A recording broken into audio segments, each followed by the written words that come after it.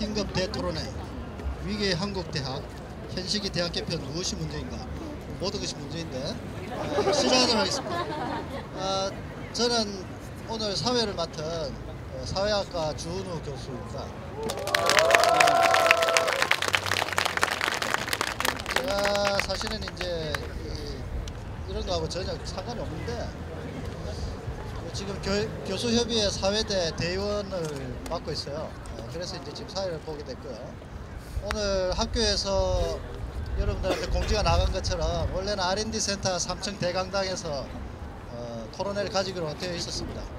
그런데 갑자기 오늘 사용 허가를 취소를 하시는 바람에 갑자기 밖에서 지금 이렇게 자리를 마련하게 됐습니다. 사실 이 학교의 이 조치로 제일 큰 피해를 본 사람은 접니다. 오늘 안락한 환경에서 사회 본다고 옷도 안 입던 양복 입고 왔는데 미치겠어요 지금. 자 그러면은 지금 인사말 먼저 듣고 시작하도록 하겠습니다. 먼저 중앙대학교 의료원 지금 교수님이시고 전평의원 방효원 교수님 모시고 인사말 간단하게 듣도록 하겠습니다. 반갑습니다. 저는 지금 중앙대학교 교수 공동 비상대책위원회 위원장을 맡고 있는 의과대학의 방효원입니다. 저는 저를 소개할 때 뒤에 교수란 말 잘 안 붙입니다. 제가 뭐 교수란 직업을 싫어해서는 아니고요. 뭔가 교수라고 붙이는 게 좀 권위적인 느낌이 들어서 저는 항상 그냥 제 이름만 얘기합니다. 또 대부분 제가 누군지 다 알기 때문에 크게 문제는 없더라고요. 사실 저는 여기 두산이 중앙대학을 들어올 때 2009년도 구조조정 할 때 교수 대표를 또 맡았었고요. 그게 끝난 다음에 이제 주위에서 야 네가 시작했으니까 마무리 져야지 해서 또 평영 의장까지 하다가 오늘 또 김유리 교수님이랑 같이 또 이런 짓을 하고 있습니다. 네, 인사말은 책자에 있으니까 제가 그냥 나중에 여러분들이 집에 가서 보시고요. 그냥 저는 오늘 간단하게 한 말씀만 드리겠습니다. 오늘 이 자리 결코 편안한 자리는 아닙니다. 그래도 광고 효과는 뭐 100% 있는 자리라고 생각이 됩니다. 다소 쌀쌀한 날씨지만 여러분들과 우리 교수들이 모여가지고 중앙대학 발전을 위해서 정말 허심탄회하게 얘기할 수 있는 아주 뜨거운 자리가 되었으면 합니다. 네, 만나서들 반갑습니다. 네, 감사합니다. 그리고 지금 중앙대학교 사태가 사실은 한국 대학 사회의 가장 큰 문제이고 저희 중앙대학교 지금 교수와 학생들이 지금 최전선에서 지금 싸우고 있습니다. 그래서 전국 각지의 학계와 대학 사회에서 지대한 관심을 지금 가지고 있고요. 저 멀리 지금 부산에서 저희를 응원하시기 위해 가지고 한국사립대학 교수회 연합회 이사장님이신 동의대학교 박순준 선생님께서 부산에서 달려오셨습니다. 큰 박수로 맞아주시고. 여러분 반갑습니다. 이렇게 날씨가 쌀쌀해져 가는데 많은 교수님들과 학생 여러분 모이시니까 너무너무나 흥분됩니다. 좀 전까지만 하더라도 날씨가 낮 날씨가 상당히 따뜻한 봄날씨라 생각했는데 그래서 이걸 왜 입고 있나라고 생각했지만 중앙대학교 들어오는 순간부터 으스스해지기 시작합니다. 뭔가 엄성한 기운이 저를 휘두르는 바람에 급히 껴입었습니다. 날씨도 추워지는데 여러 학생들 앉아서 이렇게 고생하는 거 우리 중앙대학교 이사장님이 아시는지 모르겠습니다. 이런 얘기들을 서로 터놓고 할 수 있는 소통의 장을 만들자는 것인데 불통에 불통을 거듭하고 있으니 어찌하여 이것을 구성원들이 받아들일 수 있겠습니까, 여러분?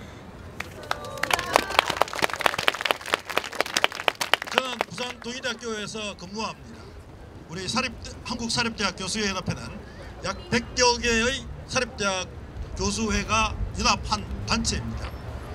그래서 제가 올해부터 이 자리를 맡게 되었는데 저는 직함이 이사장입니다만은 우리 중앙대학교 이사장님과는 달리 돈 없는 이사장입니다.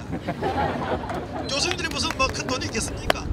그래서 이 한 몸뚱이 보태려고 왔는데 저를 제가 한다니까 우리 사립대학 교수연합회 사무총장 오시고 저 뒤에 이원영 이사님 오시고 대구에서 우리 박규영 이사 오시고요. 여러 군데서 오셨습니다.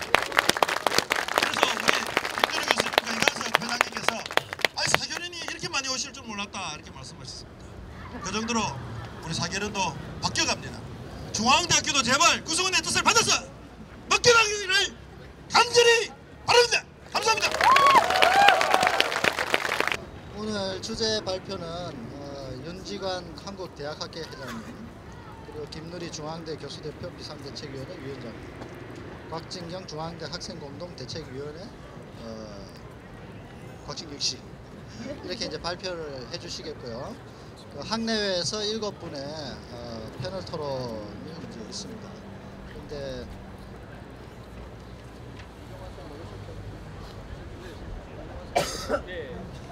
지금 원래 패널 토론 맡아주셨던 성균관대 문과대학 교수협의회 이종관 교수님께서 갑자기 이제 무슨 일이 생겨가지고 아쉽게도 이 자리에 함께 하지 못하겠고 나머지 이제 6분 패널 토론 모시고 좋은 이야기 듣도록 하겠습니다. 시작하기 전에 발표자 토론자 소개를 인사를 먼저 하는 게 좋겠죠? 예. 하나하나 눈치를 봐야 되기 때문에. 먼저 한국대학학회 회장님이신 윤지관 선생님.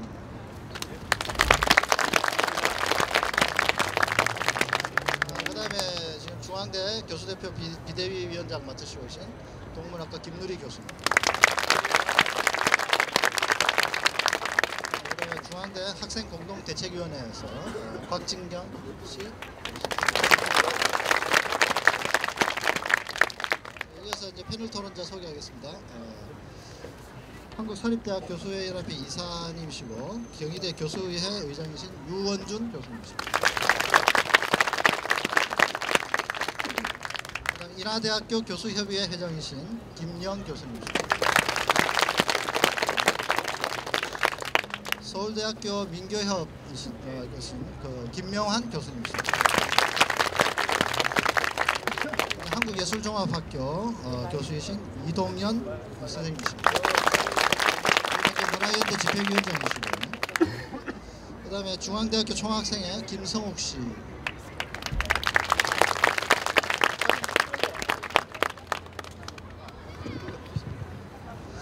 그 다음에 한양대학교 인문대 학생회장이신 오규민 씨 참석하시는데 지금 조금 늦고 계십니다. 아마 차가 좀 막히는 모양이에요. 자, 그러면 바로 주제 발표로 들어가도록 하겠습니다. 먼저 윤지관 선생님께서 교육부 대학 구조조정의 근본 문제와 교육 현장의 위기라는 제목으로 발표를 해주시겠습니다.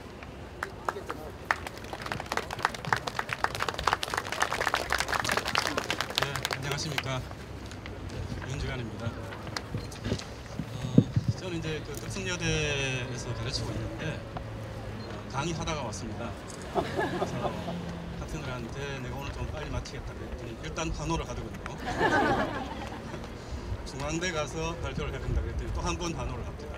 그래서 제가 이태리까지 외워왔고, 그러니까 아마 좋은 데서 좋은 발표를 하는 것보다 할 텐데 내가 이렇게 하고 있는 건 전혀 모를 거예요. 아마 이 얘기를 해주면 더 좋아할 것 같습니다. 다음 시간에 얘기를 좀 해주겠습니다. 반갑고요. 제가 전체적인 중앙대 사태 문제가 꼭 중앙대만의 문제입니다. 한국 대학이 현재 처해 있는 상황을 가장 축약적으로 보여주는, 가장 먼저 보여주는 그런 면이 있다는 점에서 아마 전 현재 이제 대학 교육 내지 대학 구조조정이라는 것이 교육부에서 어떻게 진행하고 있는지 거기에 대해서 제가 간략하게 말씀드리는 그런 책임을 맡았습니다. 거기에 대해서 말씀을 드릴 텐데, 그래서 한 달 반 전인가 그때 그 지금 황우여 교육부 장관이 학생들하고 만났습니다.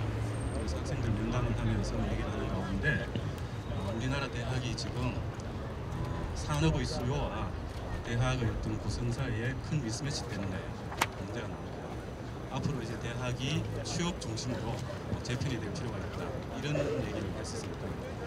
그래서 그런 얘기가 이제 여러 군데서 보도되고 이걸 보면서 제가 이제 든 생각은 아마 교육부에서 이런 메시지를 주기 때문에 분명히 어딘가에서 이 문제를 대학 내에서 제기하고 있는 쪽이 나올 거다, 이렇게 예상을 했는데 그게 중앙대에서 학과 폐지 방식으로 이제 나타났습니다.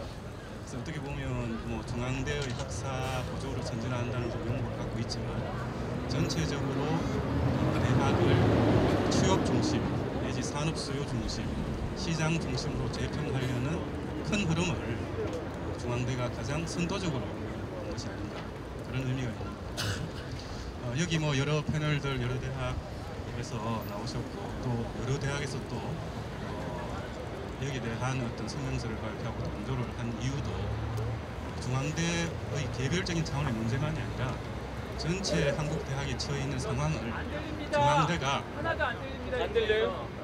안 들려? 안 들립니다. 안 들린다. 이게 안 들려요? 이게 더 낫나요?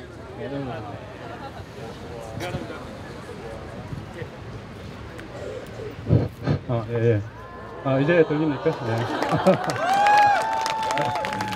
예. 전체 대학의 상황을 중앙대가 대변하고 있다.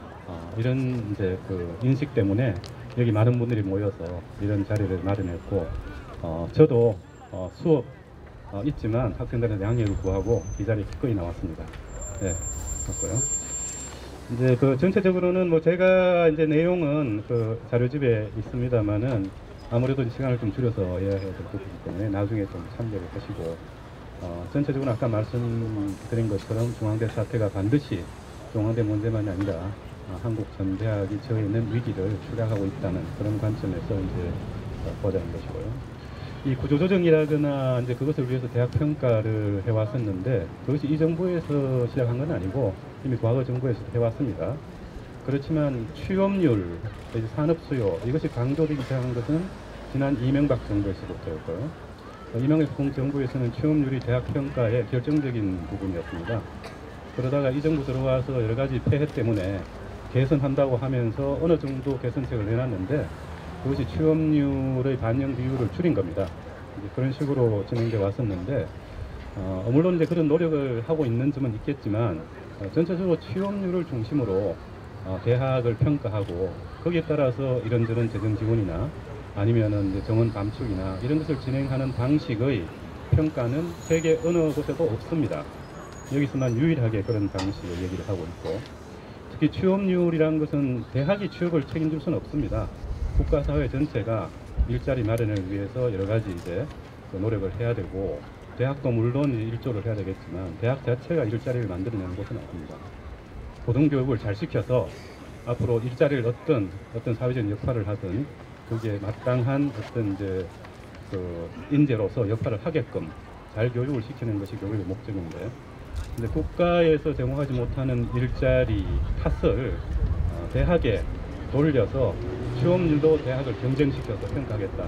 이것이 이제 교육부의 방침인데 아주 잘못된 그런 방향이고요. 물론 이제 학령 인구가 감소된다. 그 이유 때문에 우리가 구조조정을 대학도 해야 된다. 그 말 자체는 틀린 바가 없습니다. 지금 정원이 지금 많이 넘치고 정부에서 분석한 대로 10년 후에는 16만 명 정도의 정원이 감축될 수밖에 없다. 그 자체는 틀린 사실은 아닌데 문제는 그런 방식의 조정을 해가는 과정에서 대학 구성원들이 교수가 됐든 학생이 됐든 대학이 됐든 나름대로 감당해야 할 몫이 될 겁니다. 거기는 고통도 따르겠고요. 뭔가 변해 나가야 되기 때문에. 그렇지만 그렇게 필연적으로 우리가 겪을 수 없는 밖에 없는 고통과 현재 교육부가 어떤 일정한 방향으로 대학을 조정하겠다고 들면서 대학에 주는 여러 가지 혼란과 구성원들에게 주는 고통, 그 둘은 구별돼야 된다고 봅니다. 어느 정도는 이 교육부가 주는 부분은 불필요하게 대학을 혼란에 빠뜨리고 또 대학의 질과 경쟁을 높인다고 말은 하지만 아마 결과적으로는 이런 방식으로 대학을 재편해서는 그것이 질을 높이는 방향이 아니라 오히려 대학의 기본 이념과 기본적인 구조조차 망가뜨리는 방식이 될 것이다. 그런 점에서 이제 우리 대학 학계뿐만 아니라 학계 전체에서 그에 대한 우려하는 시선을 던지고 있고, 어떤 방식으로 이 부분을 대학이 말하자면 10년이 됐든 얼마가 됐든 장기적인 구조조정 과정에서 한국 대학의 여러 가지 병폐들을 이제 극복해내는 그런 방향의 올바른 계획이 될 수 있을지 이제 고민하고 있는 중입니다. 근데 지금 정부에서는 방금 얘기 드린 그런 방향의 구조조정을 강행하고 있는 과정이고, 거기 대학들이 부응해서 말하자면 이제 취업 중심, 개편, 또 시장 중심, 조정 이런 것을 내세우면서 학과 통폐합을 진행하고 있고, 그런 가운데서 이제 이런저런 대학들의 고통이 이제 비롯된다, 이렇게 말씀을 드리겠고요. 교육부 구조조정의 그러면 문제가 무엇이냐? 조정을 하겠다는 것, 그 취지 자체는 맞습니다. 그렇지만은 대학의 구조를 조정해서 말하자면 그것이 진정으로 조정 과정에서 대학이 거듭나는 이런 방식으로 이제 가야 되는데, 현재 정부에서 진행하는 방식은 그게 아닙니다. 아시다시피 아마 이제 중앙대도 그 여파 때문에 이런 문제가 생겼겠지만, 지금 현재 정부에서 진행하는 방식은 전국 대학을 5개 등급으로 나눕니다. 그래서 지금 평가를 진행하고 있어요. 그 결과가 아마 6월 달에 1차 결과가 나오고 전체적인 결과는 8월 달에 나옵니다. 그러니까 여러분들이 여기 그냥 앉아 있지만, 교수도 그렇고 학생도 그렇고 8개월 후에는 우리 대학이 몇 등급인지 판정이 됩니다. 1등급부터 5등급까지 있습니다. 이런 방식으로 이제 전국 대학을 나누고, 그 결과에 따라서 차등적으로 재정 지원, 지원은 안 받는다 하더라도 정원 감축 내지 불이익을 주겠다는 겁니다. 정원 감축을 하는 데서 더 나아가서 혹시 이제 하위 등급이 되는 경우에는 그런 경우에는 여러 가지 불이익을 준다는 겁니다. 다시 말해서 이제 재정 지원을 못 받는 것은 물론이고, 그 다음에 장학금, 국가 장학금도 이제 그 지원을, 특히 이제 그 일류형은 이제 그 지급을 하지 않고, 그 다음 또 그 대출도 제한하고 이런 조치를 취하겠다는 겁니다. 그러니까 이제 이런 방식으로 대학을 등급화해서 이것을 정원 감축이나 학과 통폐합이나 아니면 학생들에게 징벌을 주는 방식, 학생들에게 결국 불이익 아닙니까? 그 대학이 뭐 하위 등급에 포함돼서 결국은 장학금도 못 받게 되고 여러 가지 이제 교육적인 불이익을 받게 되고, 이런저런 재정 지원을 못 받으면 학교의 교육질이 나빠집니다. 그러면 비싼 등록금을 내고 그 대학에 들어왔는데 결국은 이 학생들은 제대로 된 교육을 받을 수 없는 그런 지경으로 내몰리게 됩니다. 이런 방식의 교육 정책이란 거 아마 세계 어디에도 이렇게 교육 정책을 시행하는 곳은 없고요. 더구나 더 이제 학생들이 이제 등급 평가를 통해서 혹시 대학이 낮은 등급에 포함됐을 경우에 그러면은 교육부에서 할 일은 뭐겠습니까?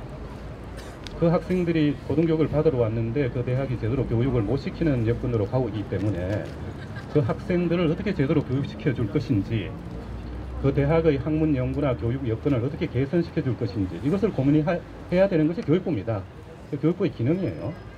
근데 교육부는 평가를 통해서 뭘 하려고 하느냐? 등급을 나누어서 잘한다고 여기지는 곳은 더 많이 지원하겠다는 겁니다. 몰아서 주고, 못한다고 여기지는 곳은 다 뺏겠다는 겁니다. 아까 말한 식으로 장학금도 뺏고 정부 지원도 안 하고 등록금 대출도 못하게 하고 이런 방식으로 한다는 건데, 생각해보면 뭐 잘하는 것 장려하고 못하는 것 없앤다, 논리는 맞는 것 같습니다. 그렇지만은 지금 정부에서 하고 있는 5등급 평가 내용을 보면 아마 C등급이 대다수를 차지할 거예요. 중간 등급입니다. 한 50% 된다고 본다면 그 가운데 반 정도는 경영 위기에 처할 가능성이 큽니다. 왜냐하면 평균 정도의 감축을 요구한다는 건데, 그러면은 정원을 30% 줄여야 됩니다. 그럼 우리나라 대학, 특히 이제 사립 대학이 전체의 85%인가 그런데 그 대부분의 대학들은 다 등록금으로 운영을 하고 있습니다. 상당한 고액 등록금을 우리가 내는 거죠. 그 등록금으로 운영을 하고 있기 때문에 학생이 30% 감축되면 그 운영이 힘들어지거나 교육 여건이 엄청나게 나빠져서 점점 더 나쁜 평가를 받게 됩니다. 그렇기 때문에 등급이 하위에 속하는 2분의 1 정도의 대학들은 앞으로 교육 여건이 점점 더 나빠질 겁니다. 그렇게 되면은 교육부에서는 그 문제에 대한 대책을 세워야 되는데, 지금 정부의 구조조정 정책은 그 2분의 1의 대학에 다니는 학생들을 방치하는 겁니다. 다 뺏겠다는 겁니다. 그런 방식의 교육 정책은 없습니다. 그게 지금 교육부에서 하고 있는 정책의 아주 핵심적인 그런 부분이고요. 물론 이제 교육부에서는 그런 걸 통해서 우리 한국 대학의 질을 높이고 경쟁력을 높이겠다, 이렇게 얘기를 하고 있어요. 그리고 그런 걸 통해서 이제 그런 조정을 통해서 부실 대학을 없애고 대학의 질을 높이겠다, 이렇게 이제 말은 하고 있는데, 그런데 그런 식의 논리를 뒷받침하는 그런 몇 가지 이제 논거가 있습니다. 몇 가지만 간략하게 이제 말씀을 드리면, 우선 학력 인구 감소기 때문에 조정이 필연적이고, 뭐 어떤 조직이나 조정은 해야 되죠. 또 시장에 맡겨두면 지방대와 전문대가 결국 피해를 보기 때문에 정부 개입이 불가피하다. 그래서 조정이 필요하다. 이렇게 얘기를 합니다. 근데 그 자체는 조정이 필연적이고 또 정부 개입이 어느 정도 필요한 건 사실입니다. 이제 고등교육도 공적인 성격을 갖습니다. 그렇기 때문에 시장에만 맡겨놓을 수 있는 건 분명한데, 근데 그걸 인정하더라도 지금 정부처럼 이렇게 5등급으로 전국 대학을 나누어서 하위 등급에 불이익을 주는 방식으로 하라는 부분은 없습니다. 어떻게 대학들을 살려내느냐 하는 방식으로 고민을 하고, 그런 방식의 구조조정 정책도 가능합니다. 그런데 그렇게 하지 않고 지금 좋은 대학에 더 많이 몰아주고 그렇지 않은 대학에는 다 뺏겠다, 이런 방식의 교육 정책, 이게 지금 강행하고 있는 것이 문제라는 거고요. 그 다음 이제 그 등급화를 통해서 좋은 대학 키우고 부실 대학 대폭 줄인다, 뭐 이런 식으로 얘기하고, 학부모들도 좋은 대학 정원 줄이는 거 반대다, 이렇게 얘기를 하고 있습니다. 어느 정도는 맞는 대목도 있겠죠. 그렇지만 아까 말씀드린 대로 이런 방식으로 진행돼서 10년 동안 이렇게 되면 결과적으로는 한국의 대학에 진학한 반수 이상의 학생들이 피해를 보게 되고, 제대로 된 교육을 못 받게 되고요. 또 아시다시피 여러분들 반값 등록금 얘기 지난 정부에서도 계속 있어왔고, 지금 정부도 반값 등록금을 구현하겠다고 국가장학금을 내놓은 거 아닙니까? 그러니까 반값 등록금이 왜 나왔는가? 필연적인 이유 때문입니다. 왜냐하면은 한국의 등록금, 한국의 대학 체제가 너무 사립대학 중심으로 편대가 되어 있습니다. 85%가 사립대학입니다. 다른 선진국 내지 다른 대학들, 다른 나라는 이런 경우가 없습니다. 그러니까 유럽 같은 경우에는 90% 이상이 국립입니다. 미국만 하더라도 공립대학, 주립대학들이죠. 그것이 75%입니다. 거기 있는 대학생들은 아무리 사립 등록금이 비싸다 그러지만 주립에 다닙니다, 대부분이. 근데 우리는 85%의 학생이 사립에 다닙니다. 그 말은 무엇을 말해주는가 하면, 여러분들이 세계 최고의 등록금을 내고 대학에 다니는 학생들이라는 겁니다. 세계에서요. 그럼에도 불구하고 사립대학들의 교육 여건이 좋으냐? 전혀 그렇지 않습니다. 아시다시피 대부분 사립대학들이 재정이 부실하고요. 그 다음 족벌 경영을 하고 있습니다. 그러니까 자기 소유물처럼 이제 교육 이념에 따라서 이제 운영하는 것이 아니라 자기 소유물처럼 마음대로 운영합니다. 그렇기 때문에 늘 사립대학 문제, 또 사학 문제라 그러죠. 고질화된 사학 문제, 또 분규로 이제 가는 대학들이 계속 나오고 있습니다. 고질화돼서 없어지지 않는 이런 사학들의 문제, 그게 대학 거의 전부의 문제입니다. 85%이기 때문에. 그런 상황이 있기 때문에 여러분이나 여러분의 학부모들은 등록금을 세계 어느 나라 학생들보다 많이 내면서 부실한 교육을 받을 수 없는 여건 속에 있는 겁니다. 그렇다면 교육부에서 이 조정을 하는 과정에 어떤 일을 해야 되겠습니까? 그런 시스템 자체를 바꿔야 되겠죠. 그 구조를 바꿔야지 구조 개혁이 되는 겁니다. 그러기 위해서는 한 10년 동안 어차피 이제 조정을 하게 되면 역시 부실 사학들이 없어지게 될 겁니다. 근데 없어지게 되는 과정 속에서 정부에서 그렇다면 그 대학을 그냥 없애버리면 그 대학은 피해를 보게 되고 그 지역도 피해를 보게 되고 거기 다니는 학생들도 피해를 보게 됩니다. 교수들도 연구할, 교육할 그런 여건을 잃게 됩니다. 그렇기 때문에 교육부에서 할 일은 앞으로 10년 동안 조정이 일어나는 가운데 그렇게 부실해서 제대로 운영이 안 되고 교육을 못 시키는 대학들을 어떻게 정부에서 지원해서 제대로 가르치는 대학으로 만들 것인가, 그걸 고민해야 됩니다. 그리고 실제로 이제 부실 대학이 퇴출되는 경우에는 물론 없어져야 되는 대학도 있겠죠. 여건이 안 돼서. 그렇지만은 지방에서는 일정 정도 대학이 유지될 필요가 있습니다. 그래야지 그 대학, 그 지역의 문화라거나 경제라거나 이런 것들이 원활하게 돌아가고 국가 균형 발전이라 그러죠. 그런 것도 가능하기 때문에 국가 전체 차원에서는 지방대에도 어느 정도 학생들이 갈 만한 여건을 만들어줘야 됩니다. 그렇기 때문에 앞으로 조정되는 과정에서 그런 대학들을 하나하나 공영화시켜 나가면 됩니다. 그러니까 힘들어지는 곳은 좀 더 지원을 하고 해서 이제 키워주고 해서 그런 대안이 있음에도 불구하고 정부에서는 말하자면 이제 차등적으로 함으로써 현재의 구조는 그대로 두면서 그 여건을 더욱더 악화시키는 그런 방향으로 나가기 때문에 이제 문제가 크다, 이렇게 이제 말씀을 드리겠습니다. 지금 이제 옆에서 김누리 교수님이 쿡쿡 찌렸습니다. 아마 여러분들이 차원 자리에 앉아 계시고 저는 그래도 의자에 앉아 있지만 그래서 할 얘기도 더 있지만 사실 이 정도에서 좀 맞춰드리고 여러분들 혹시 질문이 있으면 그때 또 제가 답변을 하도록 하겠습니다. 네, 감사합니다.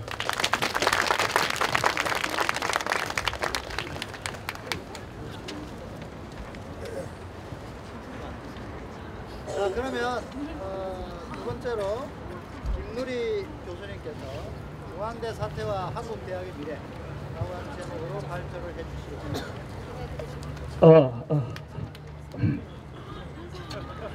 반갑습니다.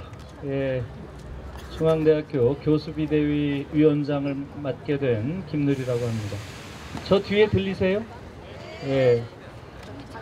여러분 너무 미안합니다. 이게 무슨 일입니까? 길바닥에서. 그런데 이 상황이 너무나 상징적입니다. 이게 지금 한국대학의 현실이고 재벌이 장악한 대학의 현실입니다. 여러분들은 터무니없는 일을 지금 당하고 있어요. 그 어마어마한 돈을 내고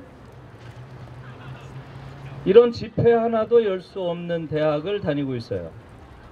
대학이란 곳은 절대적 자유와 평등의 공간인데 절대적 자유는 차치하고 상대적 자유도 없는 이런 세계가 우리 중앙대학의 현실입니다.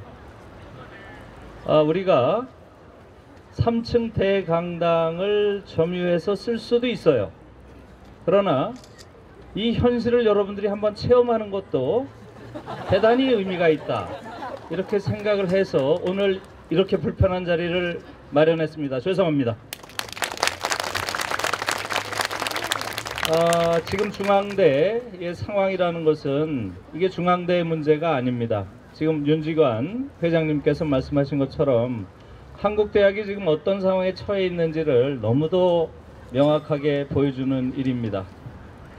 두산이라는 기업이 중앙대에 들어와서 건물을 많이 지어놨죠. 저기 보면 뭐 꽤 건물들이 있습니다. 그러나 두산이 들어와서 중앙대가 어느 정도 발전했느냐 하는 부분에 대해서는 별도의 논의들이 좀 필요하다고 봅니다. 분명한 것은 이 대학이 고전적인 의미에서 대학이 지켜야 할 최소한의 정체성, 그러니까 대학이란 것은 교수와 학생으로 이루어진 자유롭고 평등한 학문 공동체예요. 지금 우리 대학은 교수와 학생으로 이루어진 공간이 아닙니다. 어느 1인이 모든 걸 결정하고 그 아래 2만 명 교수와 2만 명 학생과 1000명 교수들이 굴종하는 이런 공간이에요. 이런 공간에서 학문을 할 수가 없습니다. 학문 자체가 불가능해요. 이것이 지금 우리가 처해 있는 첫 번째 상황이에요. 두 번째로 자유롭고 평등한 공간도 아니에요. 이 어마어마한 부자유가 지배하고 있습니다. 이 부자유 속에서 학문을 한다는 건 불가능한 일이에요. 그리고 교수들 사이에서도 평등이 존재하지 않습니다. 본부에 앉아있는 보직 교수들과 일반 교수들 사이에는 어마어마한 불평등이 존재하고 있어요. 대학이란 곳은 그 구성원 모두가 평등한 공간이에요. 교수와 학생 사이, 교수와 교수 사이, 이 사이에 어떤 위계가 없는 공간입니다. 다시 말하면 총장은 우리들 위에 있는 지배자가 아니에요. 총장은 모든 교수들 중에 동등한 위상을 가진 한 대표자예요. 대표자는 있어야 될 거 아니에요. 그래서 총장이 있는 것이지 총장이 지배적 권력처럼 행사한다는 것은 대단히 대학의 정신에 맞지 않는 것입니다. 그리고 학문 공동체라고 하는 대학의 기본적인 정체성, 그것이 이 대학에 있습니까? 지금 이 대학에서 벌어지는 일들은 학문을 없애고 취업이라고 하는 다른 형태의 사회적 수요, 이른바 이것을 하겠다는 거예요. 그런데 이 본부에서 내세우고 있는 취업이라는 게 어떤 것입니까? 여기에 이제 한국 대학이 안고 있는 두 가지 근본적으로 중요한 문제가 숨어 있다고 보입니다. 그 이야기를 하기 전에 우선 지금 우리가 이렇게 모여있는 이 모양 이 자체가 기본적으로 우리 대학이 대학의 정체성과 본질을 부정하는 대학이라는 것, 그것을 보여준다는 건 여러분들이 확인할 수 있을 거예요. 그것이 요번 본부안이 추진되고 또 입안되고 하는 모든 과정에서 아주 적나라하게 드러났다 이렇게 생각합니다. 그러니까 이번 본부안이 뭐예요? 학과를 모두 폐지하겠다는 거 아닙니까? 그리고 단과대학별로 몰아가지고 학생들을 모집하겠다 하는 거예요. 이것은 한국 대학 역사에서 유일무이한 일이에요. 이전에 어떤 경우도 대학에서 학과를 전면적으로 철폐하는 사례는 없었어요. 해방 이후 70년 한국 대학사에서 처음 있는 일입니다. 이런 어마어마한 일을 대학의 구성원인 교수와 학생들과 단 한마디 상의도 없이, 심지어 여러분들 단과대학의 학장들, 단과대학의 제일 결정권을 가진 사람들이 학장이죠. 학장들에게도 바로 전날 교무회의에서 알려줄 정도로 철저하게 밀실해서 마치 비밀 군사작전 벌이듯이 이렇게 했다는 것은 대학에선 도저히 있을 수 없는 만행이고, 저는 그걸 쿠데타라고 했습니다. 이건 학문 세계에 대한 쿠데타예요. 도저히 있을 수 없는 일을 벌인 것이고, 이 부분에 대해서는 여러 교수님들과 여러 학생들과 힘을 합쳐가지고 반드시 그 책임자들에 대해서 책임을 물어야 한다고 생각합니다. 그리고 그 이후에 지금 아까 말씀 많이 하셨지만 취업과 관련된 부분들, 취업대학화 하는 부분들이 갖는 문제를 제가 간단히 말씀드리고 이야기를 정리하겠습니다. 취업이란 건 물론 중요하지요. 그러나 대학이 취업을 위해서 존재하는 기관은 또 아닙니다. 취업이 중요하다는 것과 대학에서 취업을 위해서 모든 것을 해야 된다는 것은 전혀 다른 이야기죠. 그 사이에 엄청난 논리적 비약이 있는 것이에요. 그런데 취업 문제라는 게 왜 대학을 바꾸는 데 중요한 이슈가 되고 있습니까? 그것은 청년 실업 때문에 그런 것이죠. 지금 한국의 청년 실업이 너무너무 심각한 상황이 있다는 건 여러분들 다 실감하고, 여러분들 취업하기가 너무 어렵죠. 그 이유가 뭡니까? 그 이유가 어디에 있다고 여러분들 생각하세요? 그것은 크게 보면 두 가지입니다. 한국의 보수적인 정부가 청년 실업에 대해서 거의 신경을 쓰지 않습니다. 그것은 사실은 여러분들 탓이기도 해요. 왜? 젊은 세대가 투표를 안 하니까.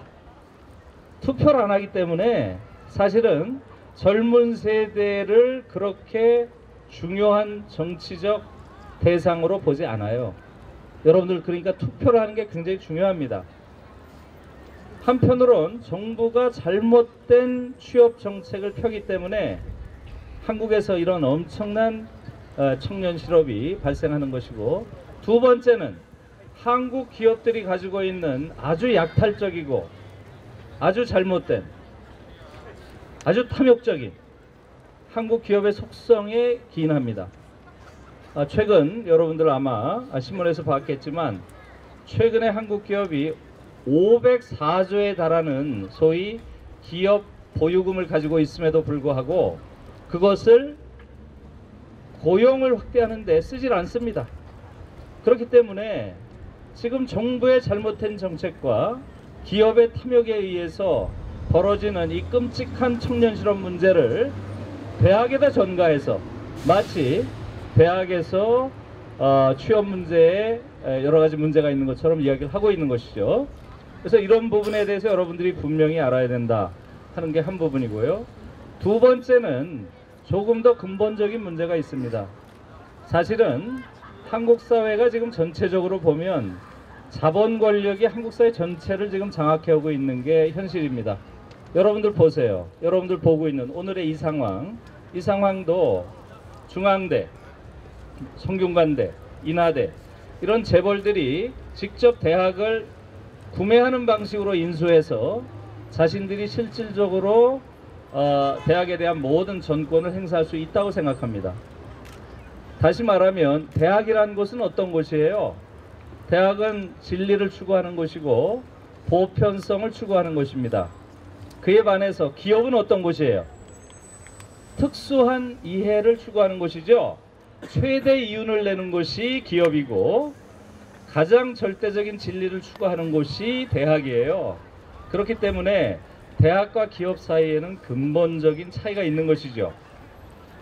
그렇기 때문에 대학이란 것은 한 사회에서 벌어지는 불평등이라든가 불의라든가 이런 부분에 대해서 보편성에 입각해서 비판적인 시각을 만드는 곳이에요.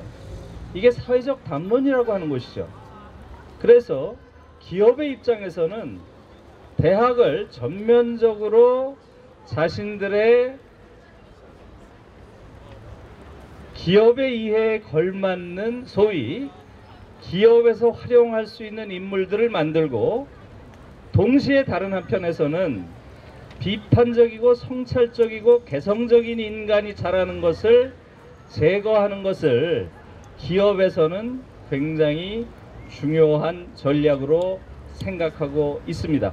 지금 중앙대에서 벌어지는 일들도 실제로 인문사회학과 기초학문이라는 게 이런 방식으로 가면 사라질 것이 거의 분명하지요. 그것은 크게 보면 정리를 하면 두 가지입니다.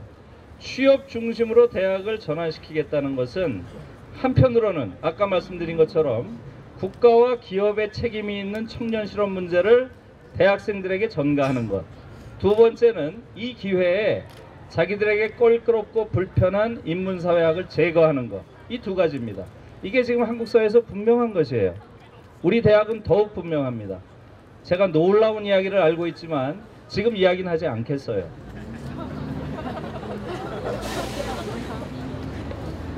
다음에 기회가 되면 제가 그 이야기를 하겠습니다. 그래서 여러분들이 이런 부분들을 좀 이해할 필요가 있고 오늘 제가 꼭 해야 될 말은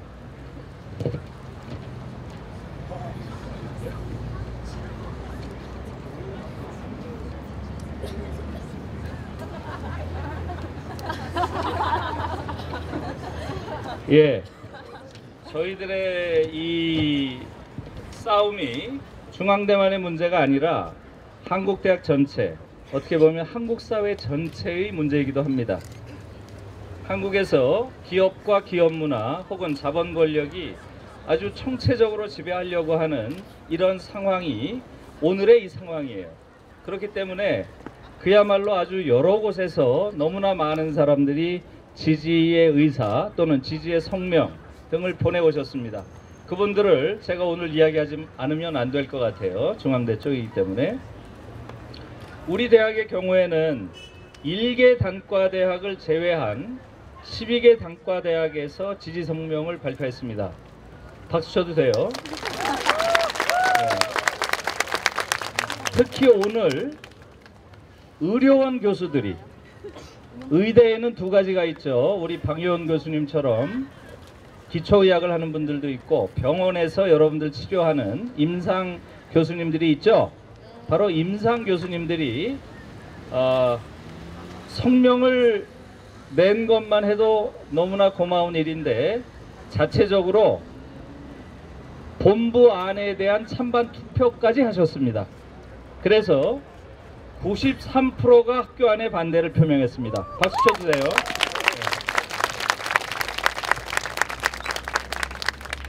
한 개 단과대학이 어딘지는 저도 정확하게 모르겠어요. 어느 단과대학입니까? 아, 그렇습니까? 예.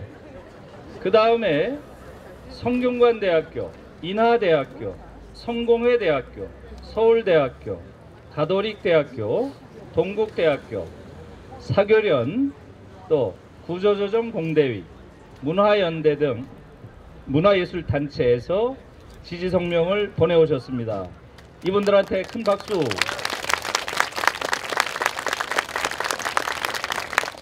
우리 대학에서 전직 부총장 혹은 단과대 학장을 역임하신 많은 원로 교수님들이 우리 공대위를 지지하는 성명을 발표하셨고 또 최근에 퇴임 원로 교수 50여 분이 지지 성명을 발표하셨습니다. 우리 원로 교수님에게 박수. 우리 학생들은 학생공대위, 단과대학, 대학원, 학과 단위, 다양한 단위에서 계속적으로 성명을 발표해오고 있습니다.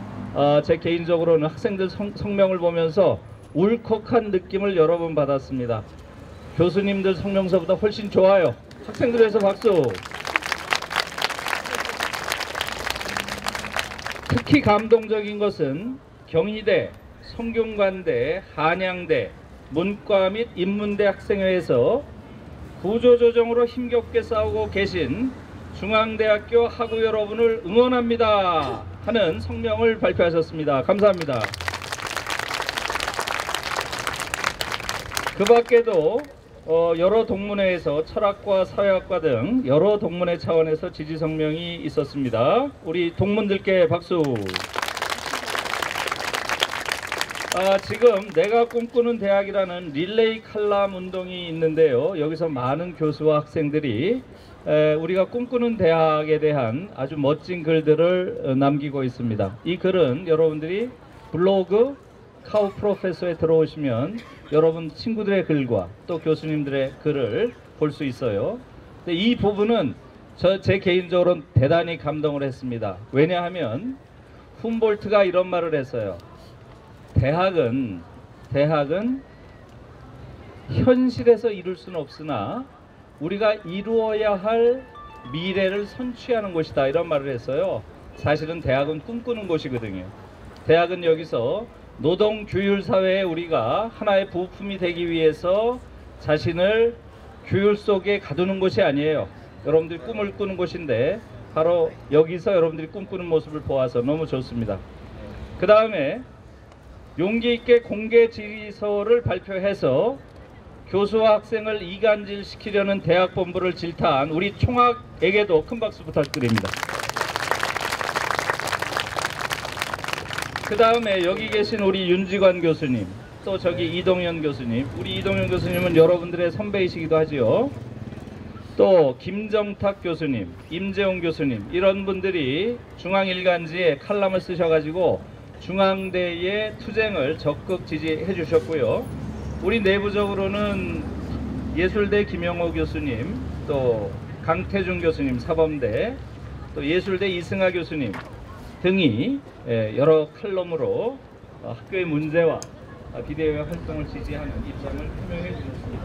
너무나 많은 분들이 우리를 지지하고 있습니다. 우리 반드시 승리할 것입니다. 감사합니다.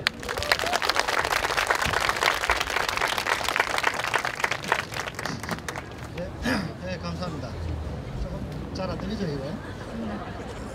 사회자니까. 자, 그러면 다음에 세 번째로 중앙대 학생공동대책위원회 곽진경 씨께서 우리가 학생공대회를 꾸린 이유 말씀해 주시겠습니다.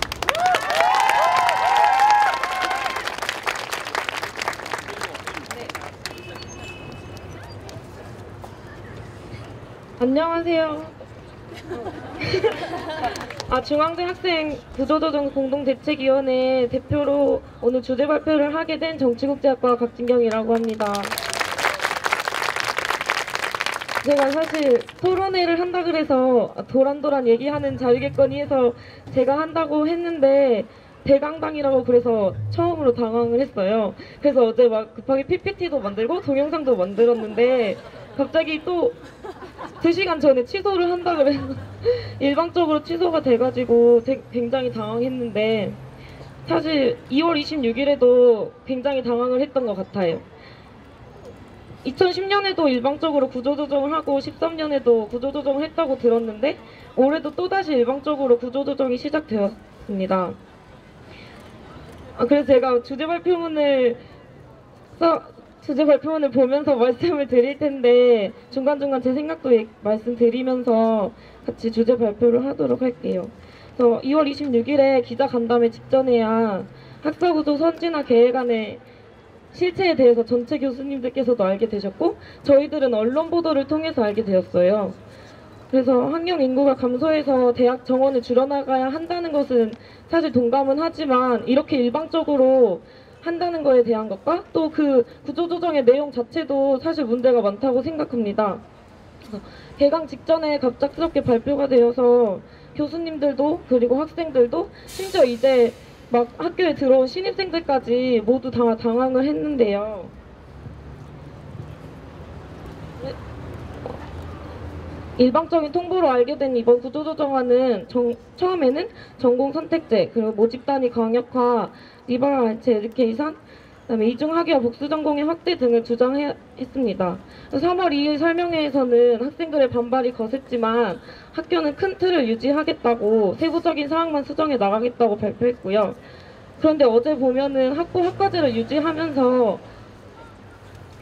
광역 모집을 한다고 하는데 3월 2일 설명회에서 나왔던 얘기는 우리는 전공 선택제니까 학부제랑 다르다고 하는데 지금 다시 개정안 나온 거 보면은 학부제랑 거의 다름이 없잖아요. 그래서 도대체 학교가 왜 이렇게 고집을 부리고 있는 건지 사실 저는 이해가 가지 않습니다. 지금까지 저희는 너무 열악한 환경에서 공부를 하고 있지 않는가요? 수강 신청을 해야 하는 날이면 아침 일찍 일어나서 PC방이나 학교로 달려와야 되고, 저는 사실 제가 500만 원, 400만 원 내고 학교를 다니는데 왜 내가 듣고 싶은 수업도 제대로 못 듣는지 그거 자체도 신입생 때는 이해가 잘 가지 않았는데 지금 여기 계신 분들도 너무 우리가 수강 신청 전쟁을 해야 되는 걸 당연하게 생각하고 있지 않나 생각해 보셨으면 좋겠습니다. 그래서 그렇게 수강 신청을 성공하고 나면 강의실은 완전 콩나물시루 같아서 교수님들 말씀도 잘 안 들리고 앞에 앉으려면은 15분 전에 강의실 앞에 가가지고 줄을 서서 들어가야 하잖아요. 또 학교 학생 복지 수준도 많이 문제가 있다고 생각합니다. 저희 학교에는 지금 운동장도 없고 휴게실도 제대로 마련되어 있지 않다고 생각해요. 새로운 건물이 들어서고 강의실이 확보되는 것은 좋지만 우리는 공부만 하는 학생들이 아니잖아요.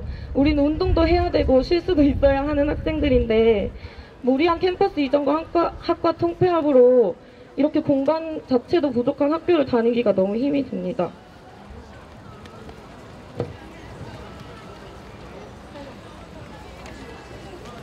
이렇게 학교 곳곳에 문제가 산재하고 있는데 이 문제들을 하나도 해결되고 있지 않잖아요. 우리는 책임감 있게 문제를 해결하려는 학교 본부의 모습을 전혀 본 적이 없기 때문에 그리고 학교에 지금 현존하는 문제를 해결하는 능력이 없는 학교를 보았기 때문에 학교 본부를 신뢰할 수 없다고 생각했습니다. 지금의 학부 학사 구조 선진화 계획안의 내용도 이런 문제를 더 심화시키기만 할 뿐이라고 생각이 들어요.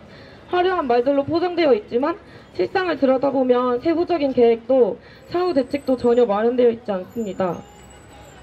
큰 틀은 바뀌지 않았고 계속해서 바뀌지 않고 세부적인 것만 수정하면서 소통하는 척 하고 있는데 결국 학부제랑 똑같이 되었고 학부제의 문제를 우리는 이미 여러 대학에서 목격하지 않았습니까? 전공 쏠림 현상이 있었고 흩어지로 인한 경쟁 심화, 갈 곳을 잃은 학생들, 학과 공동체의 쇠퇴 등에 대해서 여러 문제들이 있었는데 이런 문제들에 대해서 다른 학교나 학과제로 철회하고 있는데 우리 학교는 갑자기 또 학부제를 한다고 나서고 있으니 할 말이 없습니다. 우리가 이야기하는 것은 세부적인 사항들에 대한 수정이 아니라 그 학부제라는 큰 틀에서 전공 선택제라는 모집 단위 강력화라는 큰 틀에서 야기될 문제점입니다. 인기 전공으로 쏠림 현상이 일어날 것이 뻔하고 학생 자치도 제대로 이루어지지 않을 게 뻔합니다. 실질적으로 학생회를 이끌어가는 1, 2학년이 없는 학생회는 도대체 어떻게 학내 구성원들의 의견을 수렴할 수가 있겠습니까? 우리는 정말 그렇게 된다면 단순히 우리의 목소리를 낼 수 있는 학생이 아니라 학교 교육 서비스의 수요자로만 전락하게 될 것이라고 생각합니다. 또 1, 2년 동안 교양 과목과 전공 기초 과목만 수강하게 된다면 우리 학생들은 이도저도 아니게 될 것이라고 생각합니다. 단순히 넓고 얕은 지식만 배우기 위해서 우리가 이 대학에 온 게 아니고 전공 전문성을 키우기 위해서 이 대학에 왔고 사회에 나가서 이제 전공을 살려서 취업하기도 힘든 시대인데 전공 전문성마저도 없어지면은 얼마나 더 우리의 역할을 제대로 할 수 있을지 걱정이 됩니다. 또 학교는 리버럴 아츠 에듀케이션에서도 교양교육을 확대한다고 하면서도 제대로 무슨 과목을 교육할 것인지에 대한 구체적인 커리큘럼도 공개하지 않고 있습니다. 2013년부터 중앙대학교를 다녔던 저는 학교가 참 한결같다는 생각이 듭니다. 현재도 계속 소통하는 척하고 협의체를 구성하겠다고 하면서 학칙 개정 공고를 해버리는데 여기에 학생들의 목소리는 전혀 들어가고 있는 것 같지 않습니다. 그것도 오늘 시설물 사용 거부로 더 확실해진 것 같고요.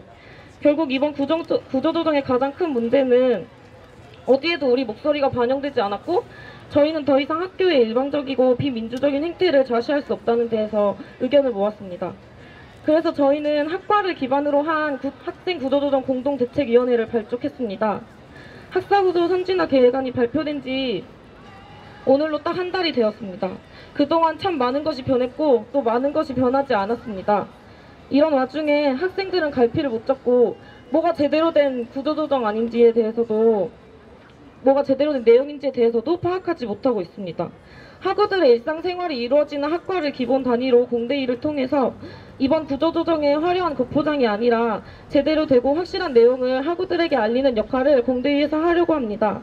또한 의견을 가장 빠르게 수렴해서 학교에 진정한 소통을 할 것을 요구하고 학생들의 참여도 이끌어내려고 합니다.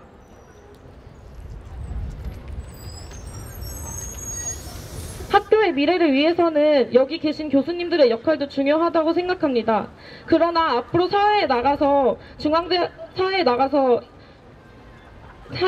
될 중앙대학교 학생들의 활약도 중요한 게 아닌가 생각이 듭니다. 학생이 단순히 교육 서비스의 수요자만이 아니라 진짜 학교의 주인으로서 그리고 학교의 발전을 함께 논의할 학내 구성원의 일부로 대우받기를 바랍니다. 더불어서 지금 공동대책위원회에서 사람들을 많이 모집하고 있는데요. 더 많은 학우분들이 모여주셔서 저희의 목소리에 힘을 실어주셨으면 좋겠습니다. 감사합니다.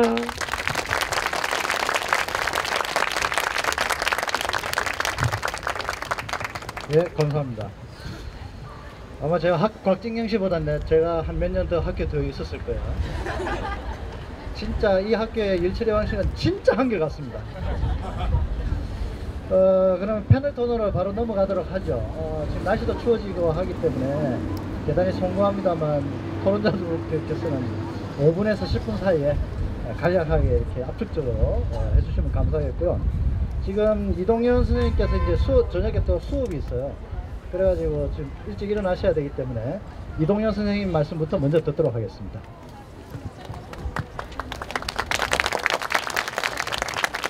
안녕하세요. 저는 중앙대학교 85학번 영어영문학과 동문입니다. 반갑습니다. 제가 85학번 입학하자마자 교문 앞에서 화염병 던졌던 생각이 납니다. 그리고 체류탄 맞으면서 민주화를 위해서 싸웠고 또 공부도 했고 그런 것들이 좀 새록새록 기억이 나네요. 저는 사실 한예종이라는 학교에서 근무하면서 예술을 전공하고 있는 대학생들이 갖고 있는 굉장히 많은 현실적 어려움을 잘 알고 있습니다.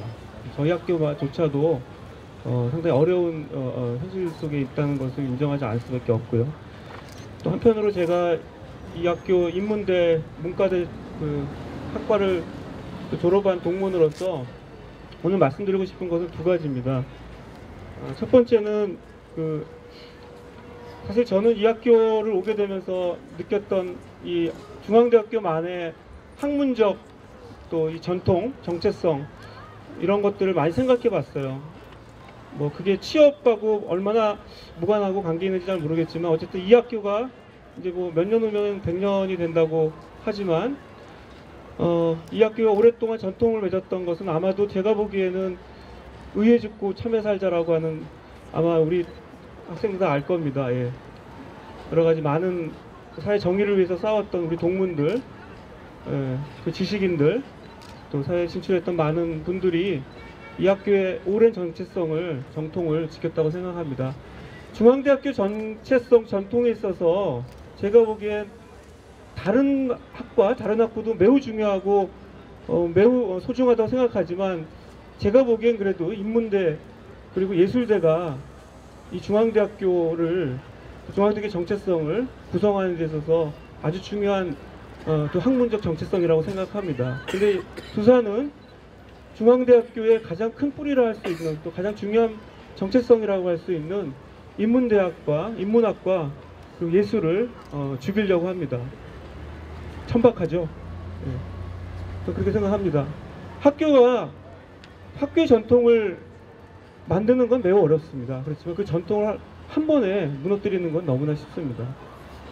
단순하게 취업 잘 된다, 단순하게 경쟁력 떨어진다는 이유만으로 이 학교의 오랜 전통이자 뿌리이자 정체성인 인문학과 예술학을 죽인다고 한다는 것은 결국 여러분을 죽이는 것이고 동문들을 죽이는 것이고 또 많은 중앙대 가족들을 죽이는 거라고 저는 생각합니다. 저는 그래서 다시 한번 호소드립니다. 이 학교에 재직 중인 동문 교수들이 많습니다. 모르긴 몰라도 수백 명 될 겁니다. 뒤에 숨지 마시고 앞으로 나와주세요. 학생들과 함께 싸우고 투쟁해서 이 학교를 정말 좋은 학교로, 더 좋은 학교로, 정말 정체성이 흔들리지 않은 학교로 만들어줬으면 좋겠습니다. 그리고 이 학교에 재직 중인 동문 교직원들이 있을 거라고 생각합니다. 모르긴 몰라도 수백 명 될 겁니다.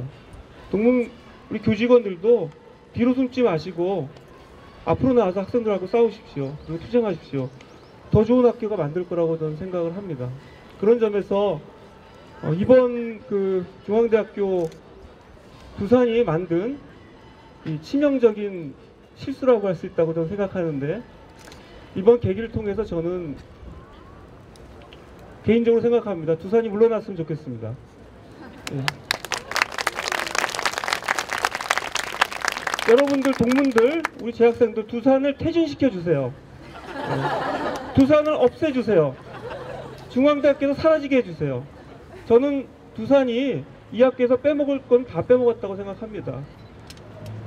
번듯한 대기업이 없어도 대학은 자체 재정만으로 충분히 자립합니다.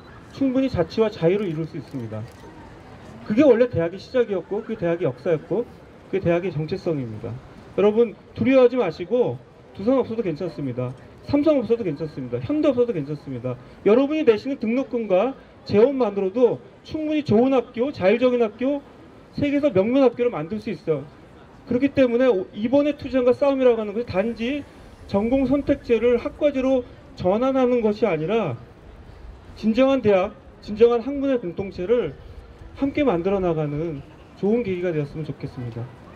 앞으로 동문으로서도 열심히 뒤에서 지지하고 격려하고 제가 필요하다면 나설 겁니다.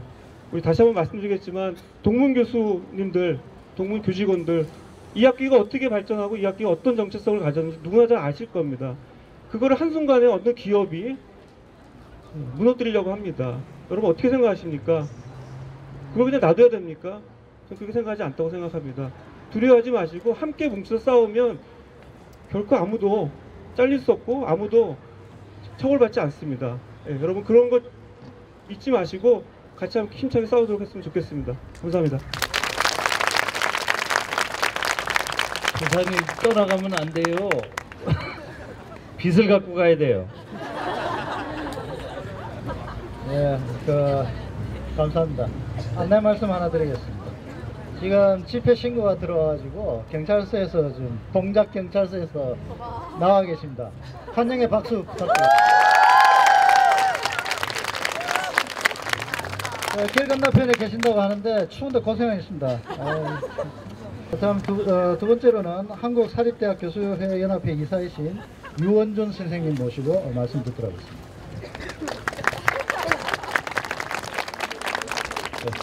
전 경희대학교 사학과에 있습니다. 오늘은 경희대학교 대표로 온 것은 아니고요. 전국 사립대학교 교수연합회에서 대표해서 왔습니다. 사실 어느 대학이든 요즘에 많이 어렵습니다. 취업 문제도 어렵고 또 이 문제가 사실 하루 이틀 된 건 아닙니다. 아까 김노리 교수님 말씀하신 것처럼 사회에서 그런 얘기 합니다. 우리나라 대학이 너무 많다. 대학 너무 많이 간다. 만약에 우리가 서구에 있는 국가들처럼 한 35% 정도 대학 가고 남은 65%가 대학을 안 가면 누가 제일 골치 아플까요? 정부가 제일 골치 아픕니다. 왜 그러냐면 국민소득 3만 불 되는 나라에서 고등학교 막 졸업해가지고 직장 잡아서 허드렛 일 해가지고는 살 길이 없어요. 그건 제3국 사람들이 다 와서 합니다. 그래서 누가 그걸 책임져야 되냐면 유럽 각국에서는 대학을 안 가는 사람들은 정부에서 전부 전문 직업 교육을 시켜줘야 돼요. 그거 정부에서 감당을 못 합니다. 그러니까 계속 대학 늘려가지고 우리나라는 모든 문제의 책임을 정부에서 지지 않고 학생과 학부모한테 다 넘기는 겁니다. 그러고 나서 지금 와서는 취업이 안 된다고 그래서 그 취업 책임을 또 대학에 넘깁니다. 서울시 인구가 1200만입니다. 국립대학 한 개밖에 없습니다. 말도 안 되는 거예요. 정부에서는 사실은 손 하나 까딱 안 하고 정말 손 한 대 코 풀려고 자꾸 하고 있어요. 그리고 여기에는 아까 김누리 교수님 말씀하신 것처럼 젊은 사람 책이 큽니다. 우리나라에서 제일 비참한 사람 누군지 아세요? 고아원에 있는 애들입니다. 투표권이 없기 때문에요. 하루 3끼 밥값이 4,500원입니다. 걔들 중학교 다니는 애들 있죠? 우리 일반 대한민국 평균보다 체중이 10kg 이상 가볍습니다. 키도 10cm 이상 작아요. 투표권 없으니까 밥 안 줍니다. 1,400원에서 100원 올려줬어요. 그래서 행동으로 뭔가 요구하지 않으면 아무도 신경 안 씁니다. 저는 사실 2가지 놀랐습니다. 학생이 너무 적은데 놀랬고요. 2번째, 이 찬바닥에서 나눠준 책자 엉덩이 안 깔고 들고 있는 여러분한테 놀랐습니다. 뭉치고 단결하면은 됩니다. 뭉치고 단결하면 됩니다. 여러분께 참고로 말씀드리면 95년도부터 대학 구조조정이라든지 대학평가가 시작됐습니다. 20년 된 평가를 하면서 정부에서는 구조조정을 20년째 요구했는데 왜 처음부터 다시 해야 된다고 그럴까요? 그러면 구조조정 뭔가 잘못된 거고 평가가 잘못된 겁니다. 그러면 그 평가가 왜 잘못됐는지를 먼저 분석을 하고 그 다음에 공감대를 얻어서 새로운 길로 가야지 맞는 것이지 20년 동안 잘못했는데 말 한마디 없이 또 뭘 하라? 우리 그거 믿을 수가 없는 거예요. 그거에 대해서 한번 생각을 해보시고요. 학부제를 처음 실시한 게 아마 교수님들 잘 아시겠지만 김영삼 대통령 때 이명현 장관이었습니다. 이명현 장관이 학부제 안 하면 뭐 안 된다고 얼마나 강하게 밀어붙였습니까?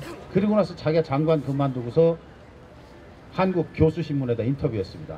뭐라고 인터뷰했냐? 큰 타이틀이 이거였습니다. 학부제는 사기였다. 정말 그 얘기를 듣고 저는 황당했어요.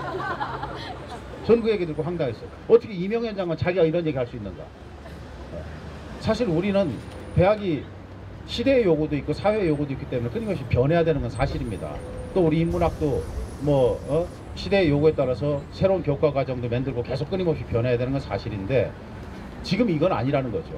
그리고 뭔가 잘못됐으면 왜 잘못됐는지, 뭐가 잘 됐으면 잘 됐는지에 대해서 솔직하고 허심탄회한 얘기가 있어야 서로 공감대를 얻어서 앞으로 나갈 수 있는 것이지 이렇게 일방적인 것은 그건 안 됩니다.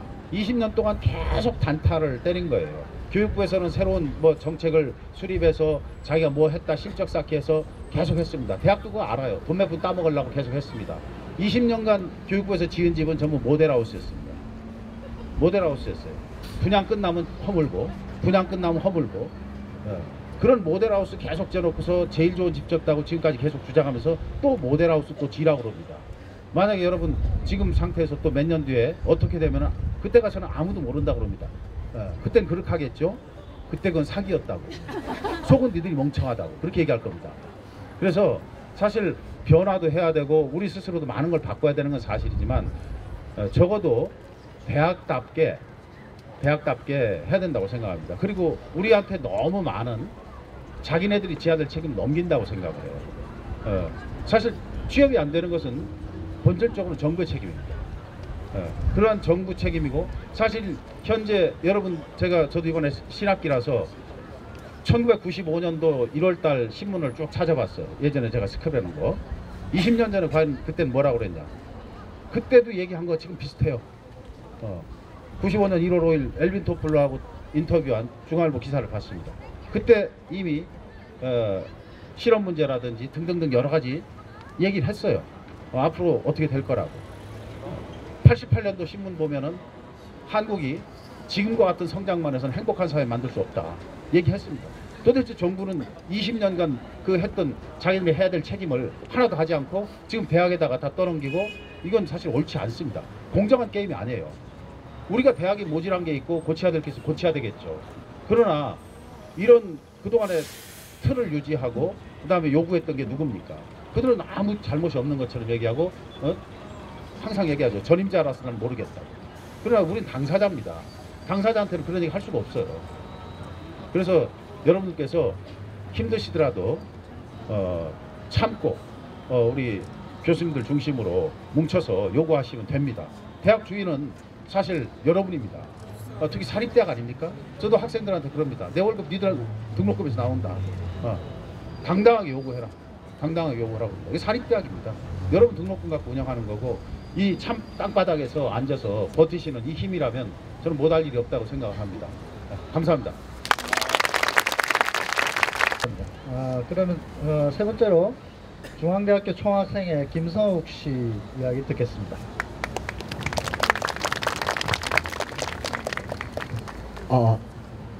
안녕하세요. 저는 중앙대학교 법학과 08번 김성욱이고요. 상당히 많은 분들께서 많이 떨리고 또 장소도 바뀌었더라고요. 제가 오늘 핸드폰이 고장나서 대학당 갔다가 이쪽에 와 있는데 사실 제가 총학생회 소속은 아니고 총학생회장이 한번 이쪽에서 토론에서 좀 말을 좀 해달라고 해서 오게 되어서 좀 참 난감하기도 하고 무슨 얘기를 해야 할지 좀 고민도 많이 듭니다. 그래서 사실 여기서 할 얘기는 총학생회 공식 의견이라기보다는 제가 뭐 고민하고 좀 하고 싶었던 얘기를 해야 될 것 같은데요. 여기 또 많은 선생님들, 학생분들이 치열하게 고민하신 결과에 대해서 굉장히 좀 빈약한 얘기가 될 것 같아서 좀 조심스럽긴 합니다. 일단 제가 한 3가지 정도로 지금 생각하고 있는데, 첫 번째는 지금 한국의 대학이 위기라는 거는 뭐 모든 국민들이 공감을 하고 있고, 그 대학의 위기 원인은 뭐 구조적 문제도 있고 자본주의 모순도 있을 수 있을 테고, 또 한국의 대학 서열, 수도권과 지방 대학의 격차, 이런 다양한 요인들이 있을 거예요. 근데 이 모든 문제를 근원적으로 해결하기는 지금으로서 굉장히 어렵지 않나. 그랬을 때 오토 로리아트 말에 따라서 우리가 배를 타고 항해를 하는데 배가 고장났다면은 그 배를 해체하고 고칠 수가 없다. 그렇다면 우리는 그 배의 고장난 부분을 일부 수리하면서 계속 항해를 지속해 나가면서 고쳐야 되지 않느냐라는 정구가 좀 어울리지 않을까 싶습니다.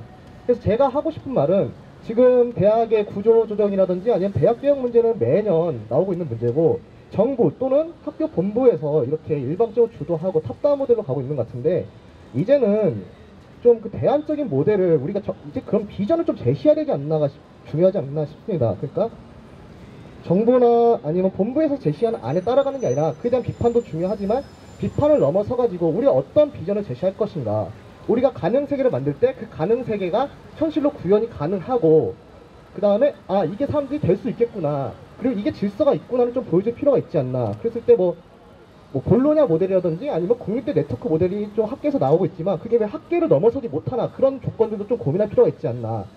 그게 가장 중요하다고 생각합니다. 그래서 대안을 제시하지 못한 비판이 무의미하다는 건 알지만, 비판을 넘어서 가지고 과연 어떻게 새로운 대학 모델이 가능하고 그게 학생들에게 도움이 되고 질서가 잡혀 있는지를 좀 집단적으로 고민하고 집단적 박식을 통해서 좀 구현하는 거를, 그리고 그 조건들이 어떤 조건이 토대가 돼야 되고 어떤 조건이 한국에서는 먹히고 왜 여기서 왜 되나, 이걸 좀 고민할 필요가 있지 않나. 이게 제가 드는 첫 번째 고민이고요. 두 번째는 지금 제가 관심 있게 좀 보는 게 고려대학교인데, 고려대학교의 신임총장 염재호 총장이 산무정책을 발표했습니다. 이 산무정책이 굉장히 이슈가 되는 게, 이제 고려대학교가 한국에서 굉장히 위계질서의 상위에 있는 대학이기도 하고, 염재호 총장님이 좀 얼굴도 잘생기시고 사회적으로 유명하신 부분도 있겠지만, 그분이 총장이 돼서 지금 이게 이슈가 되는 거 아니냐.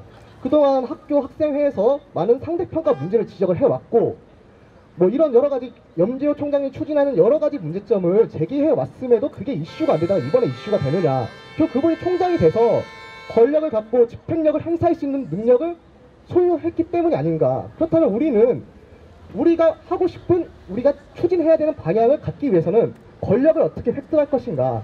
훌륭하신 교수님께서 총장이 되시면은 좀 수월해지겠지만, 그게 안 된다면 이 거버넌스 모델을 좀 진지하게 고민해야 되지 않을까 싶습니다. 물론 거버넌스 모델이 지금 대학평의원회, 등록금 심의회가 있지만 사실 의결권은 이사회에 있고, 이런 부분을 어떻게 우리가 학생이나 교수와 참여하고 정책을 같이 논의하고 이게 이 현실에서 제도적으로 구현이 가능한가, 그걸 또 고민하고 어떻게 참여를 보장할 것인가, 굉장히 원론적인 얘기입니다. 근데 고민할 필요가 있지 않나 싶습니다. 특히 학생들 같은 경우는 그 거버넌스에 참여해야 되는 게, 정책이 발효되면 학생이 체감합니다. 그럼 전문성이 떨어진다 이런 얘기가 있지만, 학생이 체감하면서 느끼는 그 센스란 게 분명히 정책에 도움이 된다고 생각하기 때문에 이 부분을 어떻게 고민할 것인가, 어떻게 우리 참여하고 이거를 강제적 규범력을 작동시킬 것인가가 되게 중요하다고 생각하고요.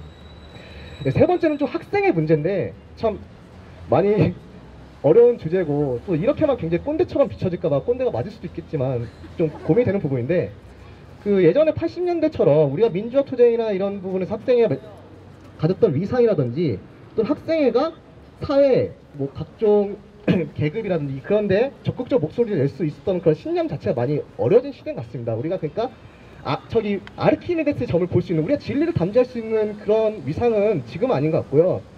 제가 볼 때 학생회는 뭐 기존의 비권이나 운동권 이런 이목구조 부심을 넘어서 좀 이익 집단화할 필요가 있지 않나.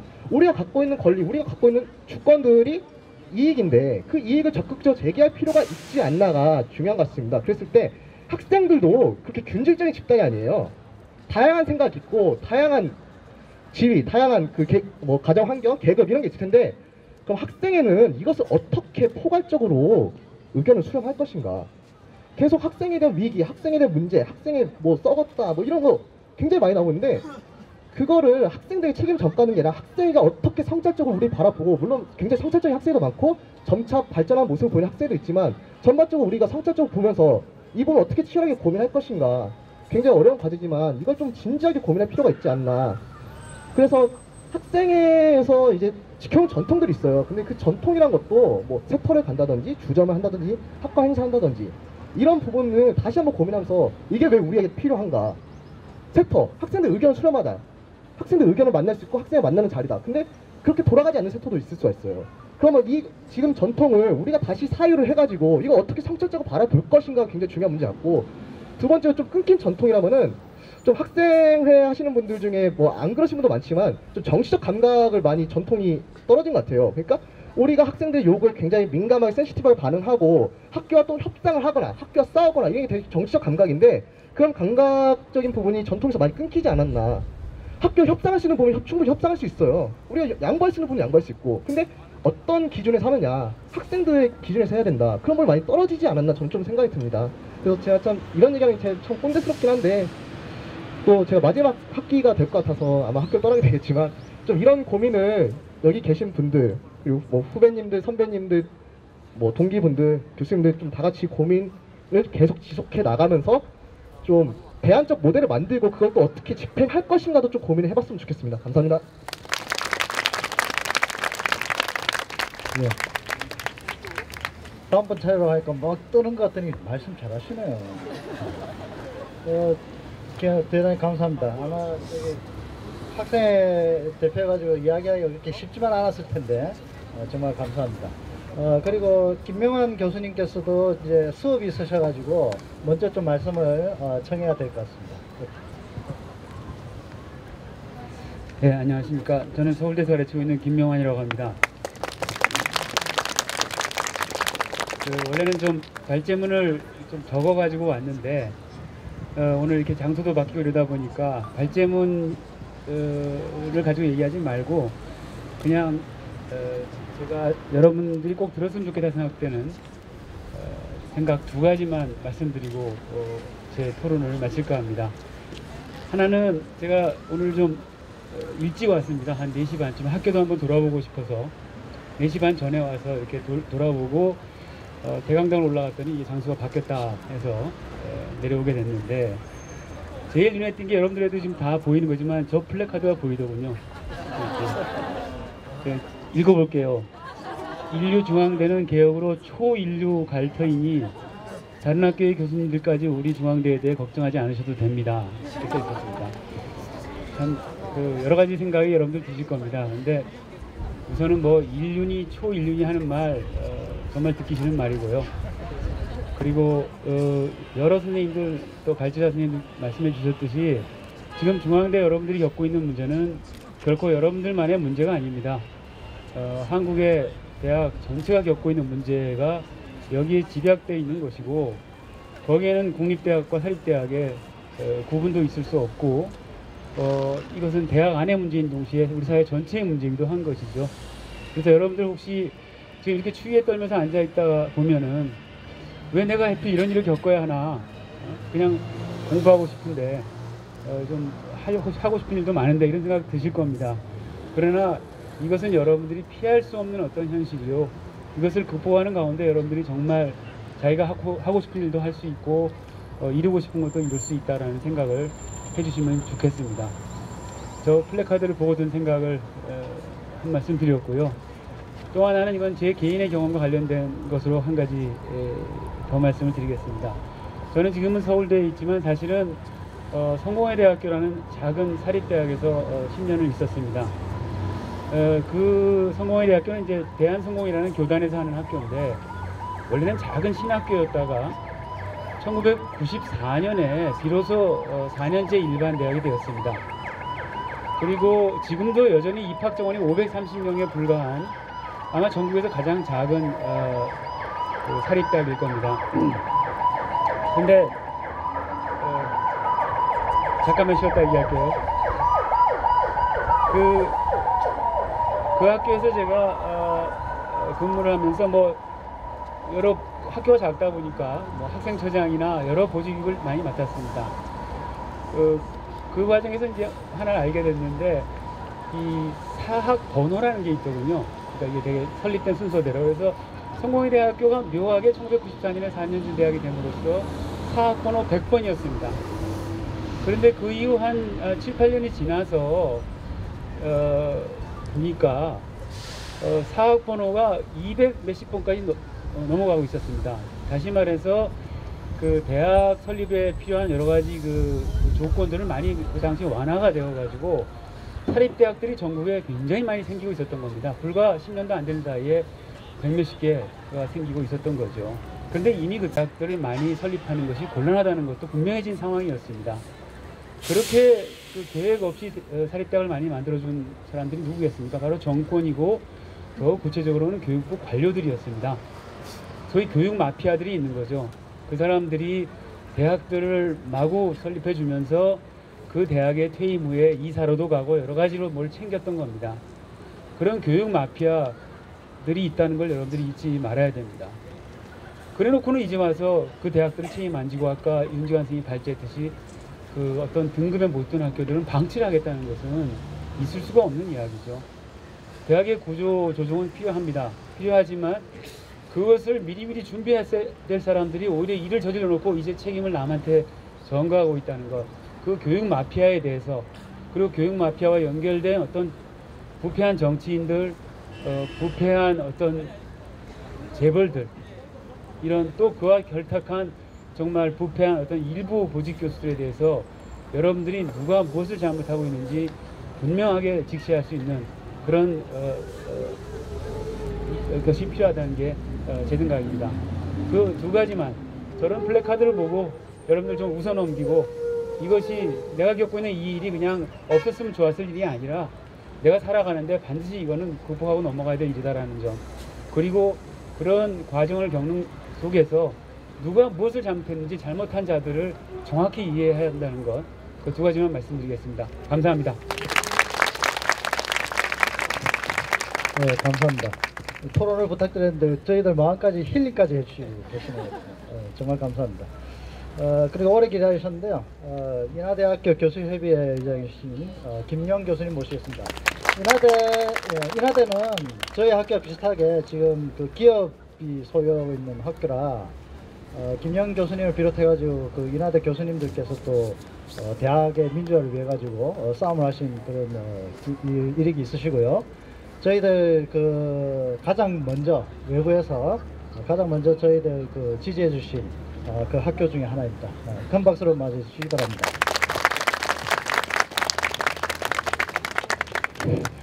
우리 인하대 캠퍼스에 그 산수유가 피고 개나리가 피어서 다음 주말에 우리 그 배우는 학생들하고 막걸리를 마시면서 야외 수업을 하려고 계획을 했었는데 일주일 먼저 이렇게 그 초롱초롱한 아주 잘생긴 중앙대학교의 학생들하고 평소에 존경하는 우리 김누리 교수님이나 윤지경 교수님이 교수님들하고 같이 함께 이렇게 토론 공부를 할 수 있게 돼서 일주일 먼저 하게 돼서 너무 기쁘게 생각하고 아마 잊지 못할 대학 교수 생활이 되지 않을까 이런 생각됩니다. 아까 지금 사회자께서 말씀하셨지만 중앙대 사태를 보고 걱정을 하고 있는 차에 성균대학교에 있는 후배 교수가 성명을 준비한다는 얘기를 듣고 짰습니다. 먼저 성대에서 발표하면 그 다음 날 우리가 발표를 하겠다고 이렇게 마음 먹고 있는데 우리 손준식 교수님께서 마침 제 마음을 알아서 이렇게 지지 성명을 해주길 바랐지만 우리 미리 준비를 하고 있었습니다. 아까 김누리 교수님이나 윤중현 교수님께서 대학 구조조정의 문제점들 그것이 끼칠 폐해 또 그 책임에 대해서 말씀하셨기 때문에 지원하지 않고 장자에 보면 이런 말이 있습니다. 소지 그 대지명이라는 말이 있어요. 작은 지혜가 떠나가면 큰 지혜가 밝아온다 이런 말이 있습니다. 작은 지혜라는 것은 경쟁에서 승리하는 지혜입니다. 지금 우리나라 한국 자본주의 시스템 속에서 아무리 노력 각자 도생하더라도 이 자본의 압도적 우위 속에서 살고 있는 우리 학생들이나 이 서민들이 살기가 어렵습니다. 우리 대학에서 추구해야 될 지혜는 대지입니다. 함께 더불어 살아가는 지혜입니다. 너도 살고 나도 살고 공생하는 지혜가 필요합니다. 지금 여러분들이 내가 고교육과에서 가르치고 있는데 아무리 고교육과 학생들을 잘 가르쳐도 학생들을 뽑지 않으면은 임용고사에 이번에 인천에서 5명을 뽑았습니다. 40명 졸업하는데 5명을 뽑는데 다 100% 합격한다 그래도 8분의 1밖에 안 됩니다. 이런 시스템 속에서 여러분들 도서관에서 아무리 연구를 열심히 하고 공부를 하고 스펙을 쌓는다고 하더라도 취직되겠습니까?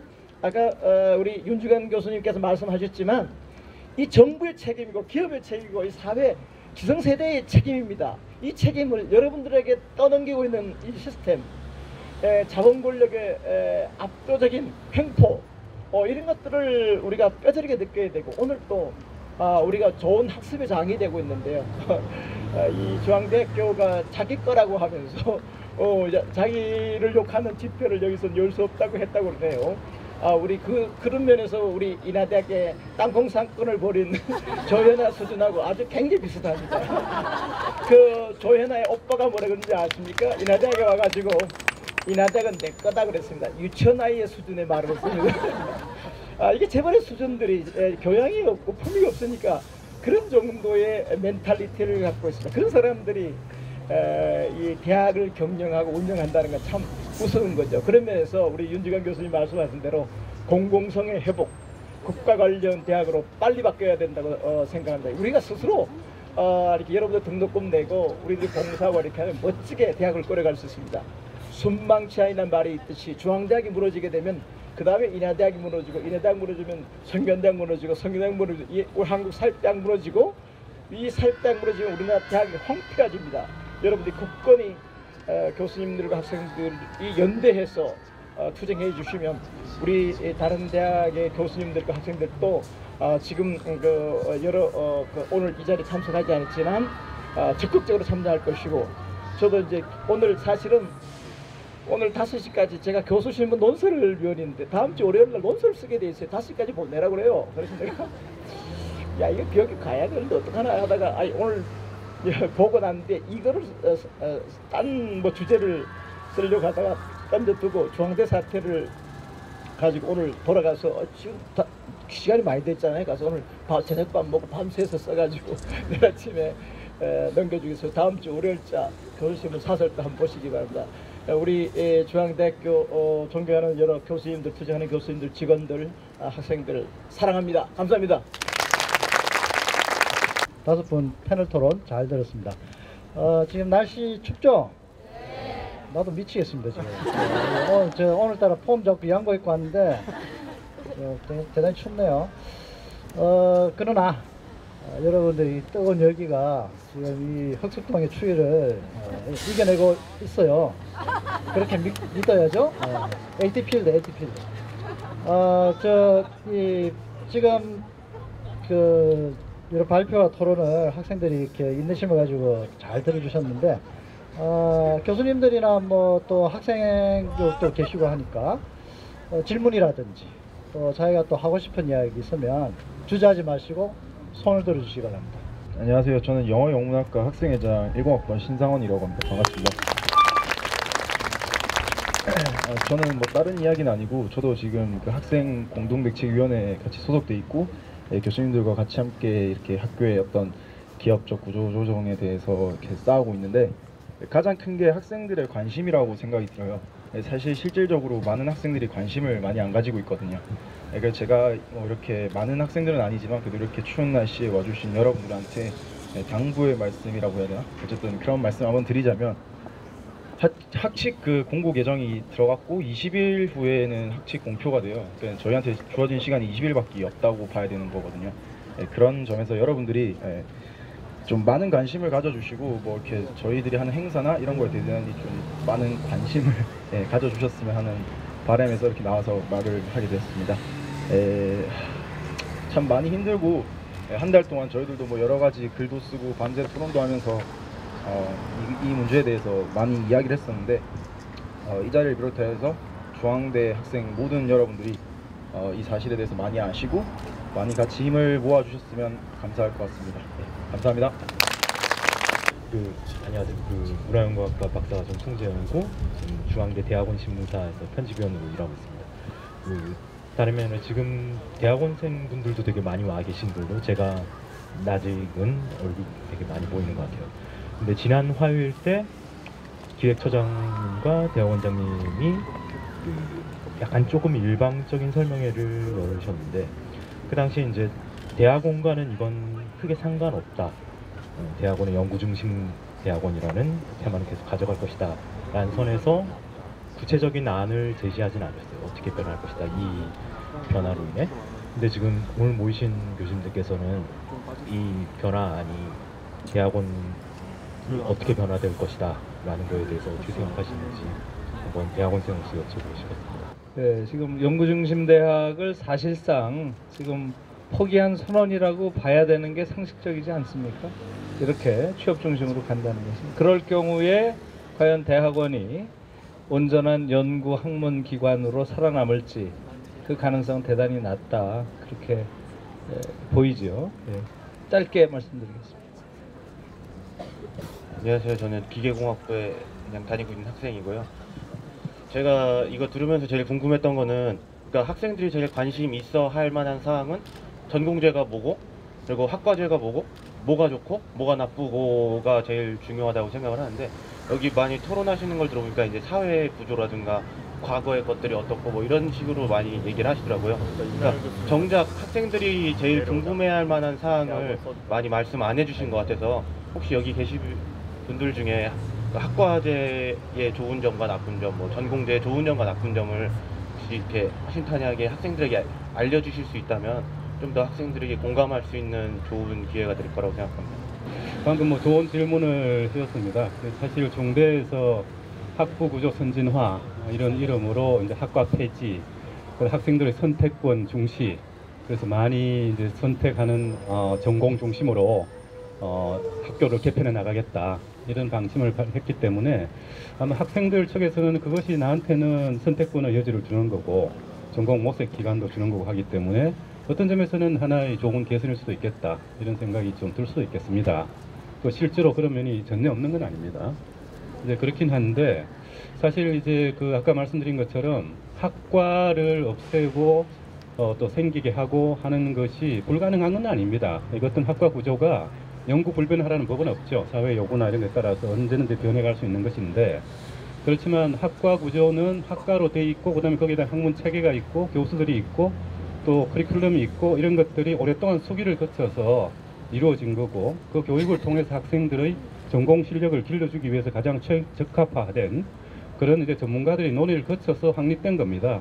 그 영구 불변한 건 아니지만 상당한 근거를 갖고 있는 겁니다. 그런데 그것을 너무 이제 급박하게 별 의논 없이 특히 이제 전문가들인 교수들과의 아무 협의 없이 어떤 학과를 없애고 딴 거하고 붙이고 융합시키고 이런 식의 아주 행정 경영 편의주의적인 방식으로 대학이 운영될 수는 없다.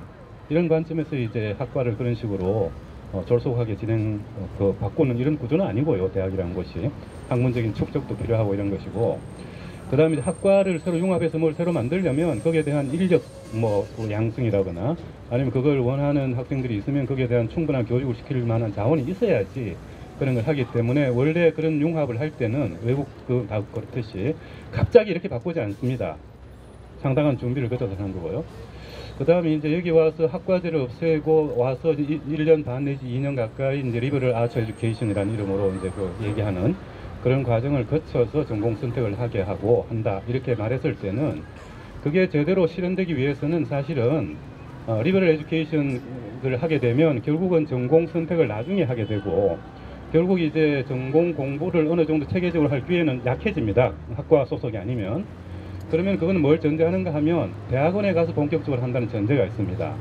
그러니까 미국에서 리버럴 아츠 에듀케이션이 이제 상당히 발전해 있는데 학부 과정에서도 그렇고 그런 대학들도 많이 있고 한데 그 대학들은 학부 과정을 그렇게 마치고 실제로 이제 그게 법학원에 가든 어디 가든 전공적인 실질적인 공부는 대학원 과정에서 한다는 전제가 있습니다. 그럴 때 그것이 이제 그 소통이 되는 것이고요. 또 한편으로는 이제 또 교수진이 충분히 확보되어 있어야 됩니다. 말하자면 학생이 어디 몰릴지 어떻게 합니까? 어느 전공이 많이 몰렸는데 교수가 부족하면 어떻게 되겠습니까? 그 교육 여건이. 또 이제 그렇다고 해서 지금 없어진 별로 인기가 없다 해서 그 학과 교수를 없애버리면 나중에 수요가 생기면 갑자기 그 교수 요원을 충원할 수 있습니까? 안 되기 때문에 외국에서 그런 걸 수행할 때는 충분한 교수진이 있습니다. 그러니까 우리나라 형편은 어떤가 하면 법적인 충원율을 아무도 못 채우고 있습니다. 국립 빼놓고는. 한 60몇 % 정도에서 교수 충원율이 아주 저조합니다. OECD 최저급입니다. 그런 상황 하에서 그런 이념을 내세워서 접목시켜 놓으면 학생들은 전공 찾느라고 한 1년 반 하다가 제대로 이제 학과 소속도 아닌 상태에서 여기저기 모색하다가 제대로 전공 실력도 못 기르고 졸업하게 됩니다. 그러면 전공 실력도 없이 어떻게 융합을 하며 어떻게 직장을 얻습니까? 그렇기 때문에 이런 식의 행정 편의주의적인 발상의 구조조정이 안 된다는 것이고요. 또 이것이 이제 이 중앙대의 경영진의 잘못 판단에 그치는 것이 아니고 국가에서 그런 식의 구조조정을 거의 요구하고 있습니다.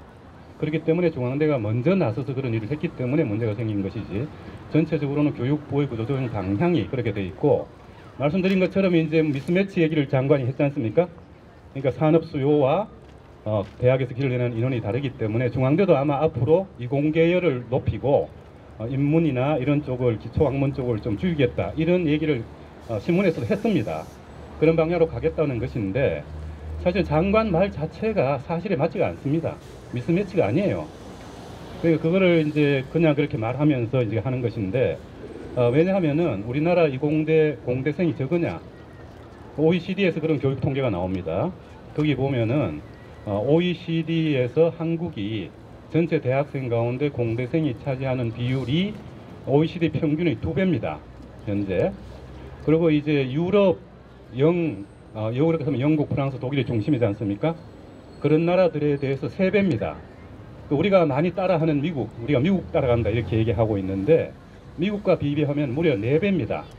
그만큼 공대를 이미 많이 이제 이 공대를 이제 키워주고 육성을 해왔기 때문에 10년 전부터 이제 그 인문계 위기론이 나왔던 겁니다. 그런 상황이 있기 때문에 그걸 이공대계를 많이 늘린다 해서 그런 이제 미스매치 문제가 이제 해결된다 이런 거는 상당히 후보에 불과하고요. 그 다음에 그렇게 해서 취업률이 높아지느냐 생각해 보십시오. 지금도 이공계 출신이 취업률이 인문대보다 높지만 10% 정도 높고요. 60% 남짓입니다. 그럼 이공계 정원을 늘리면 그 취업률이 높아지겠습니까? 전혀 그렇지 않습니다. 장관이 지금 말도 안 되는 소리를 하면서 그 방향을 이런 식으로 잡아나가고 있는 겁니다. 그렇기 때문에 잘못된 교육 정책을 지금 밀어붙이는 이런 것이 이제 기본에 깔려 있기 때문에 중앙대 문제도 이 자체로도 문제지만 여러분들이 이제 그 방향으로 갔으면은 사실 전공 실력 없이 교양만 어느 정도 하다가 어중띠하게 졸업하게 되는 그런 지경에 처하게 될 겁니다. 그렇게 됐다는 것이고 글쎄 뭐 교육부가 왜 이러느냐 이게 이제 의문이 생겨요. 아까 이제 김명환 선생님이 얘기했지만 교피아도 있고 교육 관료들의 어떤 행태 이런 것들이 있고요. 한 가지만 지금 말씀을 드리면 지금 교육부가 이런 구조조정 정책을 수행하면서 강제적으로 대학 정원을 조정하는 지금 법적인 장치는 현재까지는 없습니다.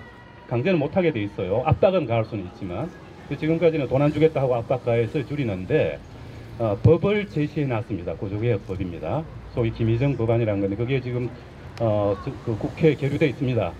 그게 통과되면 강제로 조정이 가능하게 되어 있습니다. 그러니까 중앙대 얼마 줄이라 하면 줄여야 되는 겁니다. 교육부 명령으로. 그런 것을 내놔서 그게 통과되면 구조조정이 상당히 촉진되고요. 강제적인 구조조정이. 그 문제는 이제 구조조정을 해야 된다면 그런 법적인 뒷받침도 제대로 한다면 뭐 필요할 수도 있겠죠. 그런 논의를 할 수 있겠습니다. 지금 법적으로 여러 가지 이제 그 조정이 어려워지는 상황이라고 판단하기 때문에. 그런데 그 법에 뭐가 같이 포함되어 있는가 하면, 그렇게 되면 구조조정이 되면 결국 이제 학교에 무슨 일이 벌어지는가 하면 교수가 이제 그렇게 되면 조정되는 과정에서 다 해고할 수 있게 법률안이 되어 있습니다. 그렇기 때문에 교수들이 직접 생존권 문제도 있지만 연구 교육 여건이 굉장히 열악하게 될 상황이 있고요.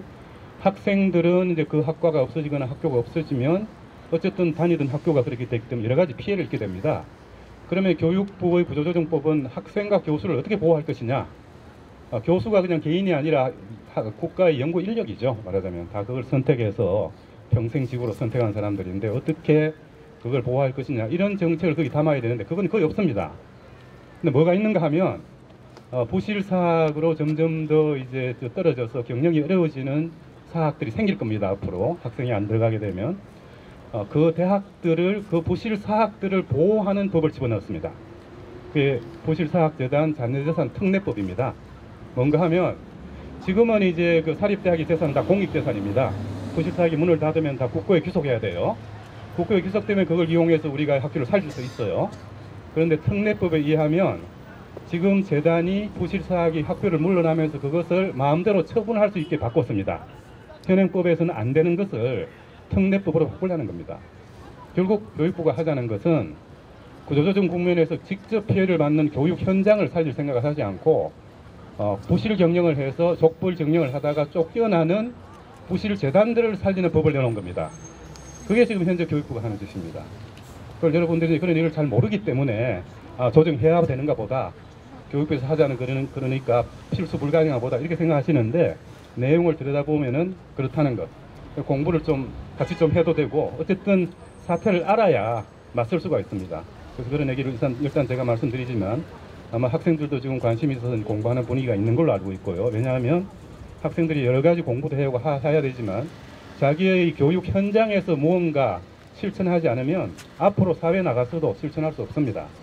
그런 점에서 이제 공부와 실천을 같이 겸행해 나가는 그런 계기가 됐으면 좋겠습니다. 이런 위기가요. 네. 문화정보학과 1사학번 김정문이고요. 네.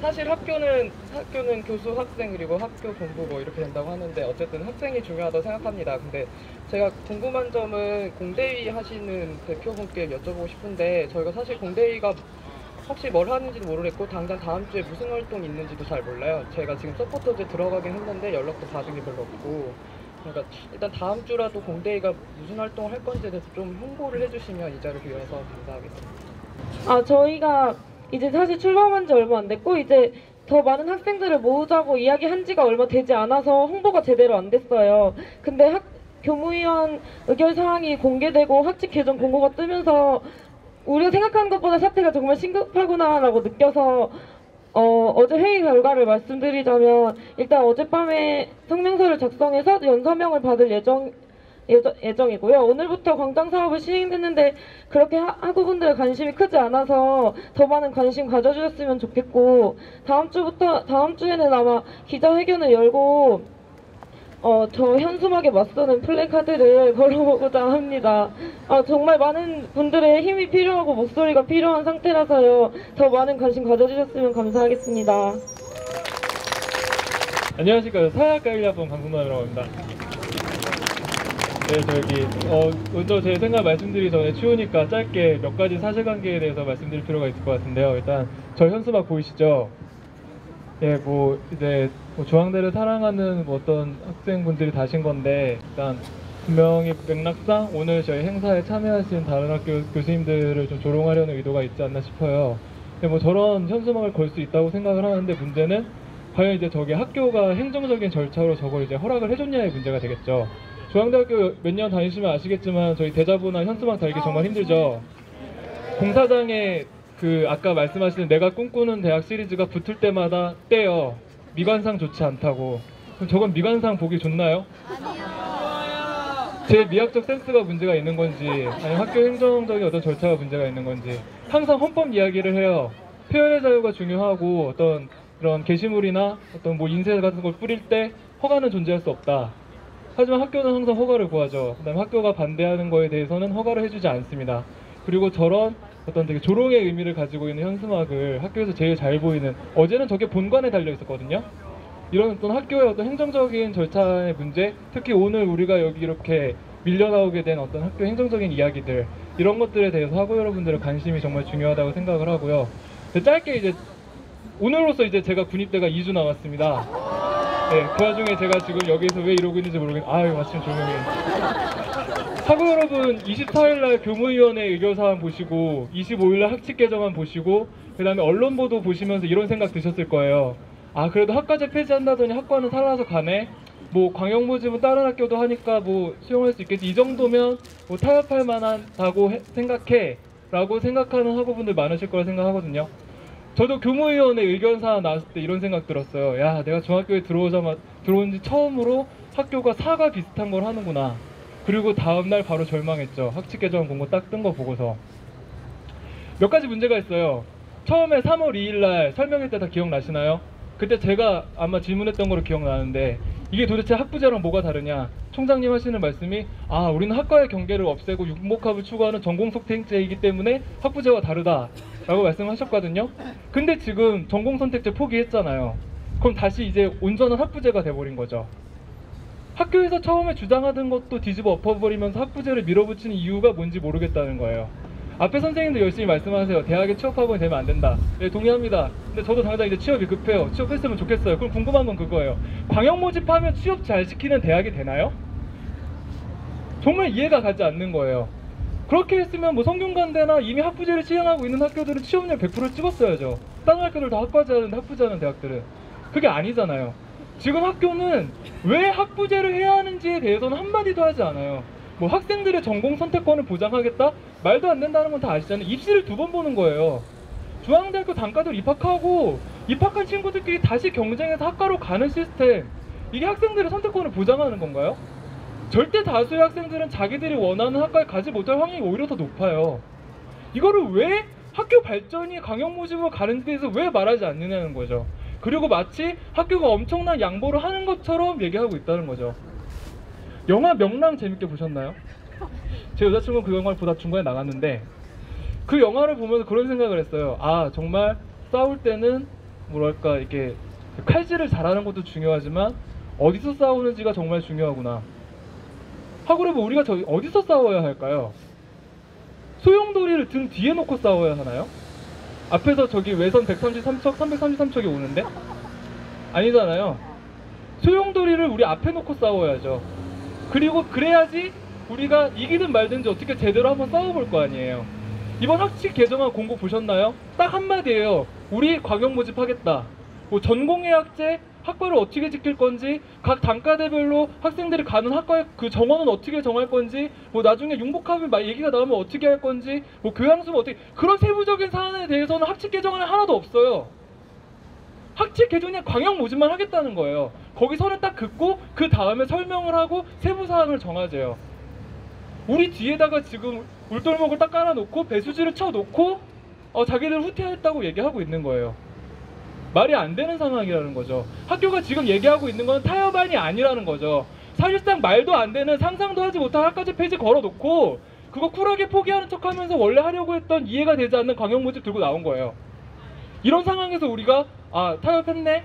아, 이 정도면 학교가 많이 양보했네? 라는 얘기가 나올 상황이 아니라는 거죠. 그리고 두 번째, 내부의 정 만들기. 중앙인 들어가 보셨나요? 전 이해가 안 가는데 왜 그렇게 교수들 욕을 하는지 모르겠어요. 우리가 취업 못하는 게 교수 탓인가요? 정말 궁금한 게, 우리 학교가 발전을 못하는 게 교수 탓인가요? 여러분, 건물 재단 들어오고 나서 많이 섰죠? 이 건물 어떤 돈으로 지었는지 우리 한 번이라도 들어본 적 있나요? 재단이 돈을 얼마나 냈는지 들어본 적은 있나요? 우리 학교 부채가 지금 얼마나 늘어나고 있는지는 들어보셨나요? 우리 학교 운영하는데 우리 등록금의 비율이 얼마나 많은 비율을 차지하고 있는지 들어보셨나요? 왜 학교와 재단과 본부의 책임에 대해서는 아무도 말하지 않느냐는 거죠. 우리한테 어떤 투자를 하고 있고, 우리 학교의 발전을 위해서, 우리 학우 개개인의 발전을 위해서 본부가 어떤 투자를 하고 있는지에 대해서는 아무도 얘기하지 않는다는 거죠. 딱 두 가지 얘기만 해요. 교수 철밥통 깔아. 뭐 학생들 작과 이기주의 버려라. 왜 우리끼리 싸우냐는 거죠. 이런 것들에 대해서 우리가 좀 정말 깊게 생각해 볼 필요가 있다고 생각을 해요. 저는 중앙대학교를 뭐 이런 말 하면 저기 올라가 계신 학생처 직원분들 믿지 않으시겠지만 전 정말 사랑합니다. 전 중앙대학교를 정말 사랑하고요. 수능을 3번 받고 제가 논술고사를 1년에 7번씩 21번을 봤어요. 부처중학교가 중앙대밖에 없었거든요. 그게 다였는데 지금부터가 정말 중요하다고 생각합니다. 아까 앞에 학생대표자님 말씀하신 것처럼 시간이 20일밖에 남지 않았고 지금 이 자리에 없는 대다수의 학우분들은 학교가 이 정도면 양보했다라고 생각하면서 되게 안심하고 계실 것 같아요. 사실 여러 가지 문제가 상존하고 있다는 거, 싸움은 아직 끝나지 않았다는 거, 그리고 어디서 싸울지는 우리가 정해야 한다는 거 꼭 기억해 주셨으면 좋겠습니다. 감사합니다.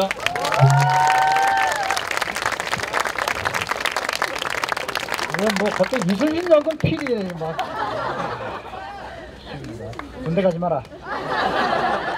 오늘 아마 저 교수님들 앞에 계시는 분들도 다 놀라셨을 것 같습니다. 우리 학생들의 관심과 열기가 이렇게 뜨거운지 사실은 좀 눈치를 채고 있었지만 새삼 확인하니까 새로워요. 많은 교수님들께서 놀란 게 전체 교수투표 결과 나왔을 때 정말 놀라고 감동했고요. 그 다음에 또 그 아주 미묘한 상황이 있었죠. 그때 학생들의 또 이 활동과 그 지지 성명 보고 또 놀라고 감동했습니다. 아마 분명히 중앙대가 아마 새로운 민주화의 출발점이 되지 않을까 저는 그렇게 생각하는데, 마지막으로 그 김두진 선생님께서 짤막하게 마무리 말씀해 주시면 좋겠습니다. 네, 이 추운 날, 이 차가운 보도블록 위에서 거의 2시간을 버티는 여러분들의 모습이 이미 우리가 변하고 있다는 걸 보여준 것이라고 생각합니다. 맞죠? 네. 우리가 중앙대학교 아주 괜찮은 대학입니다.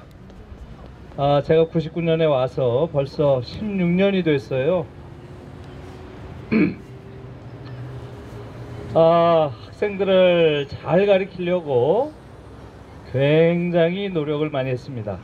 왜냐하면 저는 서울대를 없애야 된다 하는 운동을 좀 했어요.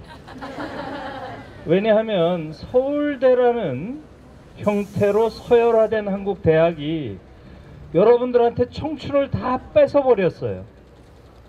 저는 문학을 했기 때문에 위대한 사랑을 하는 시기를 압니다. 15세 전후예요. 그때 사랑을 해야 진짜 사랑이에요. 한국에서는 사랑을 하는 게 근본적으로 불가능합니다. 서울대를 없애야 됩니다. 그래서 서울대 폐지 운동을 제가 한 것은 젊은 시절의 사랑이 너무 중요한 것이기 때문에 한 거예요. 그런데 실패했습니다. 사실은 노무현 정부 때 서울대 폐지론 제가 준 겁니다. 몰랐죠? 그렇기 때문에 중앙대에서 여러분들을 정말 잘 가르쳐서 중앙대를 졸업한 학생들은 서울대 아이들보다 훨씬 낫더라, 이렇게 증명해 보여주면 되잖아요. 그러면 서울대 무용론을 주장하는 게 아니라 실천하는 거 아니에요. 그걸 하고 싶어서 16년 동안 사실 열심히 했습니다. 그리고 제가 확인한 것은 여러분들의 엄청난 뛰어남이에요. 저기도 있네, 저기 문형준이라고 들어봤어요? 예, 저기 문강형준이라고 아시죠? 저기 와서 있네요. 제가 알기로는 한국에서 글을 가장 잘 쓰는 칼럼니스트입니다. 박수! 여러분 선배예요. 저보다 좀 잘 쓰는 것 같아요. 네. 제가 중앙대 와서 생산한 1호 상품입니다. 저랑 입사 동기예요, 중앙대학교. 저는 교수로, 문형준은 학생으로 왔습니다.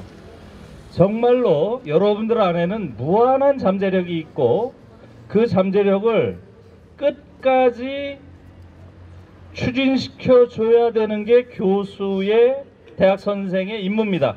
그러나 중앙대학교는 교육의 질이 너무나 떨어집니다. 제가 교양과정을 개편하는 일을 한 적이 있습니다. 너무너무 학교의 수준이 떨어지기 때문에 이런 걸 가지고는 한국 사회에서 가장 우수한 수준의 아이들을 데려다가 사실상 나갈 때는 굉장히 떨어진 수준으로 내보내는 일들을 사실 하고 있습니다. 지금 이 구조조정 때문에 이야기를 못하지만 교육 환경이라든가 교육의 질이라든가 수업 프로그램이라든가 이런 모든 것에서 지적인 분위기가 거의 없는 대학이에요. 이런 대학이 무슨 좋은 대학이 되겠습니까? 그런데 여기다가 더 보태가지고 이제는 완전 취업 중심으로 가자. 이것은 사실은 학생들에 대한 모독입니다. 분명한 모독이에요. 여러분들은 한국 사회에서 가장 지적인 가장 중요한 고급 지적 노동을 향해서 사실은 도전해야 될 사람입니다. 저와 이 대학의 박용성 이사장과의 악연은 바로 여러분들 때문에 시작됐어요. 제가 개편위원회라는 걸 하면서 당시 이사장이 저녁을 사겠다고 했습니다. 근데 재수가 없었던 건지 있었던 건지 바로 제 앞에 앉으셨어요. 저는 직설적으로 용건만 간단히 이야기합니다. 이사장님, 중앙대에서 성공하시려면 이거 하나를 명심하십시오. 중앙대 학생들 깔보지 마세요. 제가 그렇게 말씀드렸습니다. 당시에 이사장이 했던 말을 제가 인용은 안 하겠습니다. 그 당시에 제가 인용을 했어요. 너무나 모욕적인 말을 신문 언론지상에 했기 때문에 제가 인용했습니다. 이분은 극구 부정하시더라고요.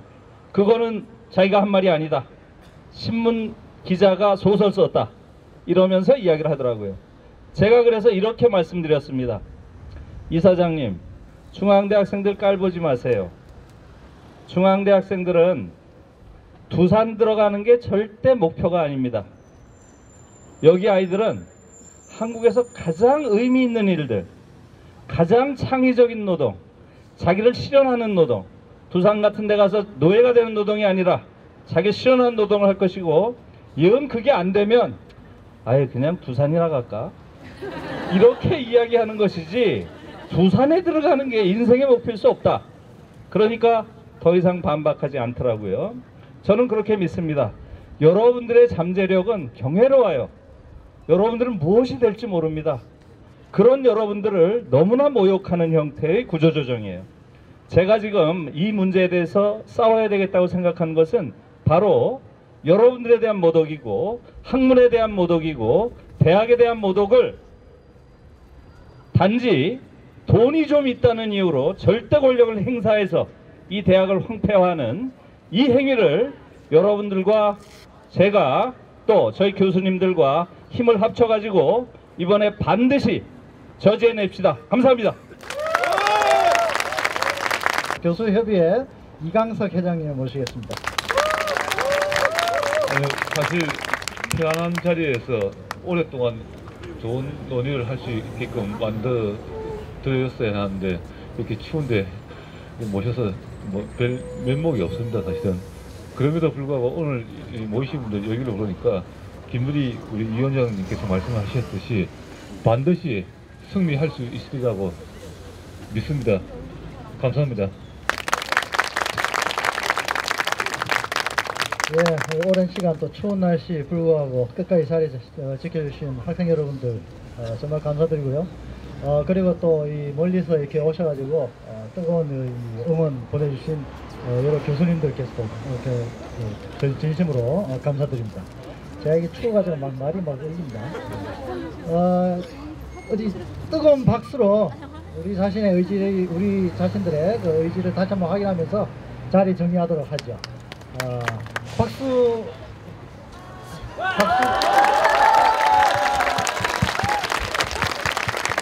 네, 감사합니다.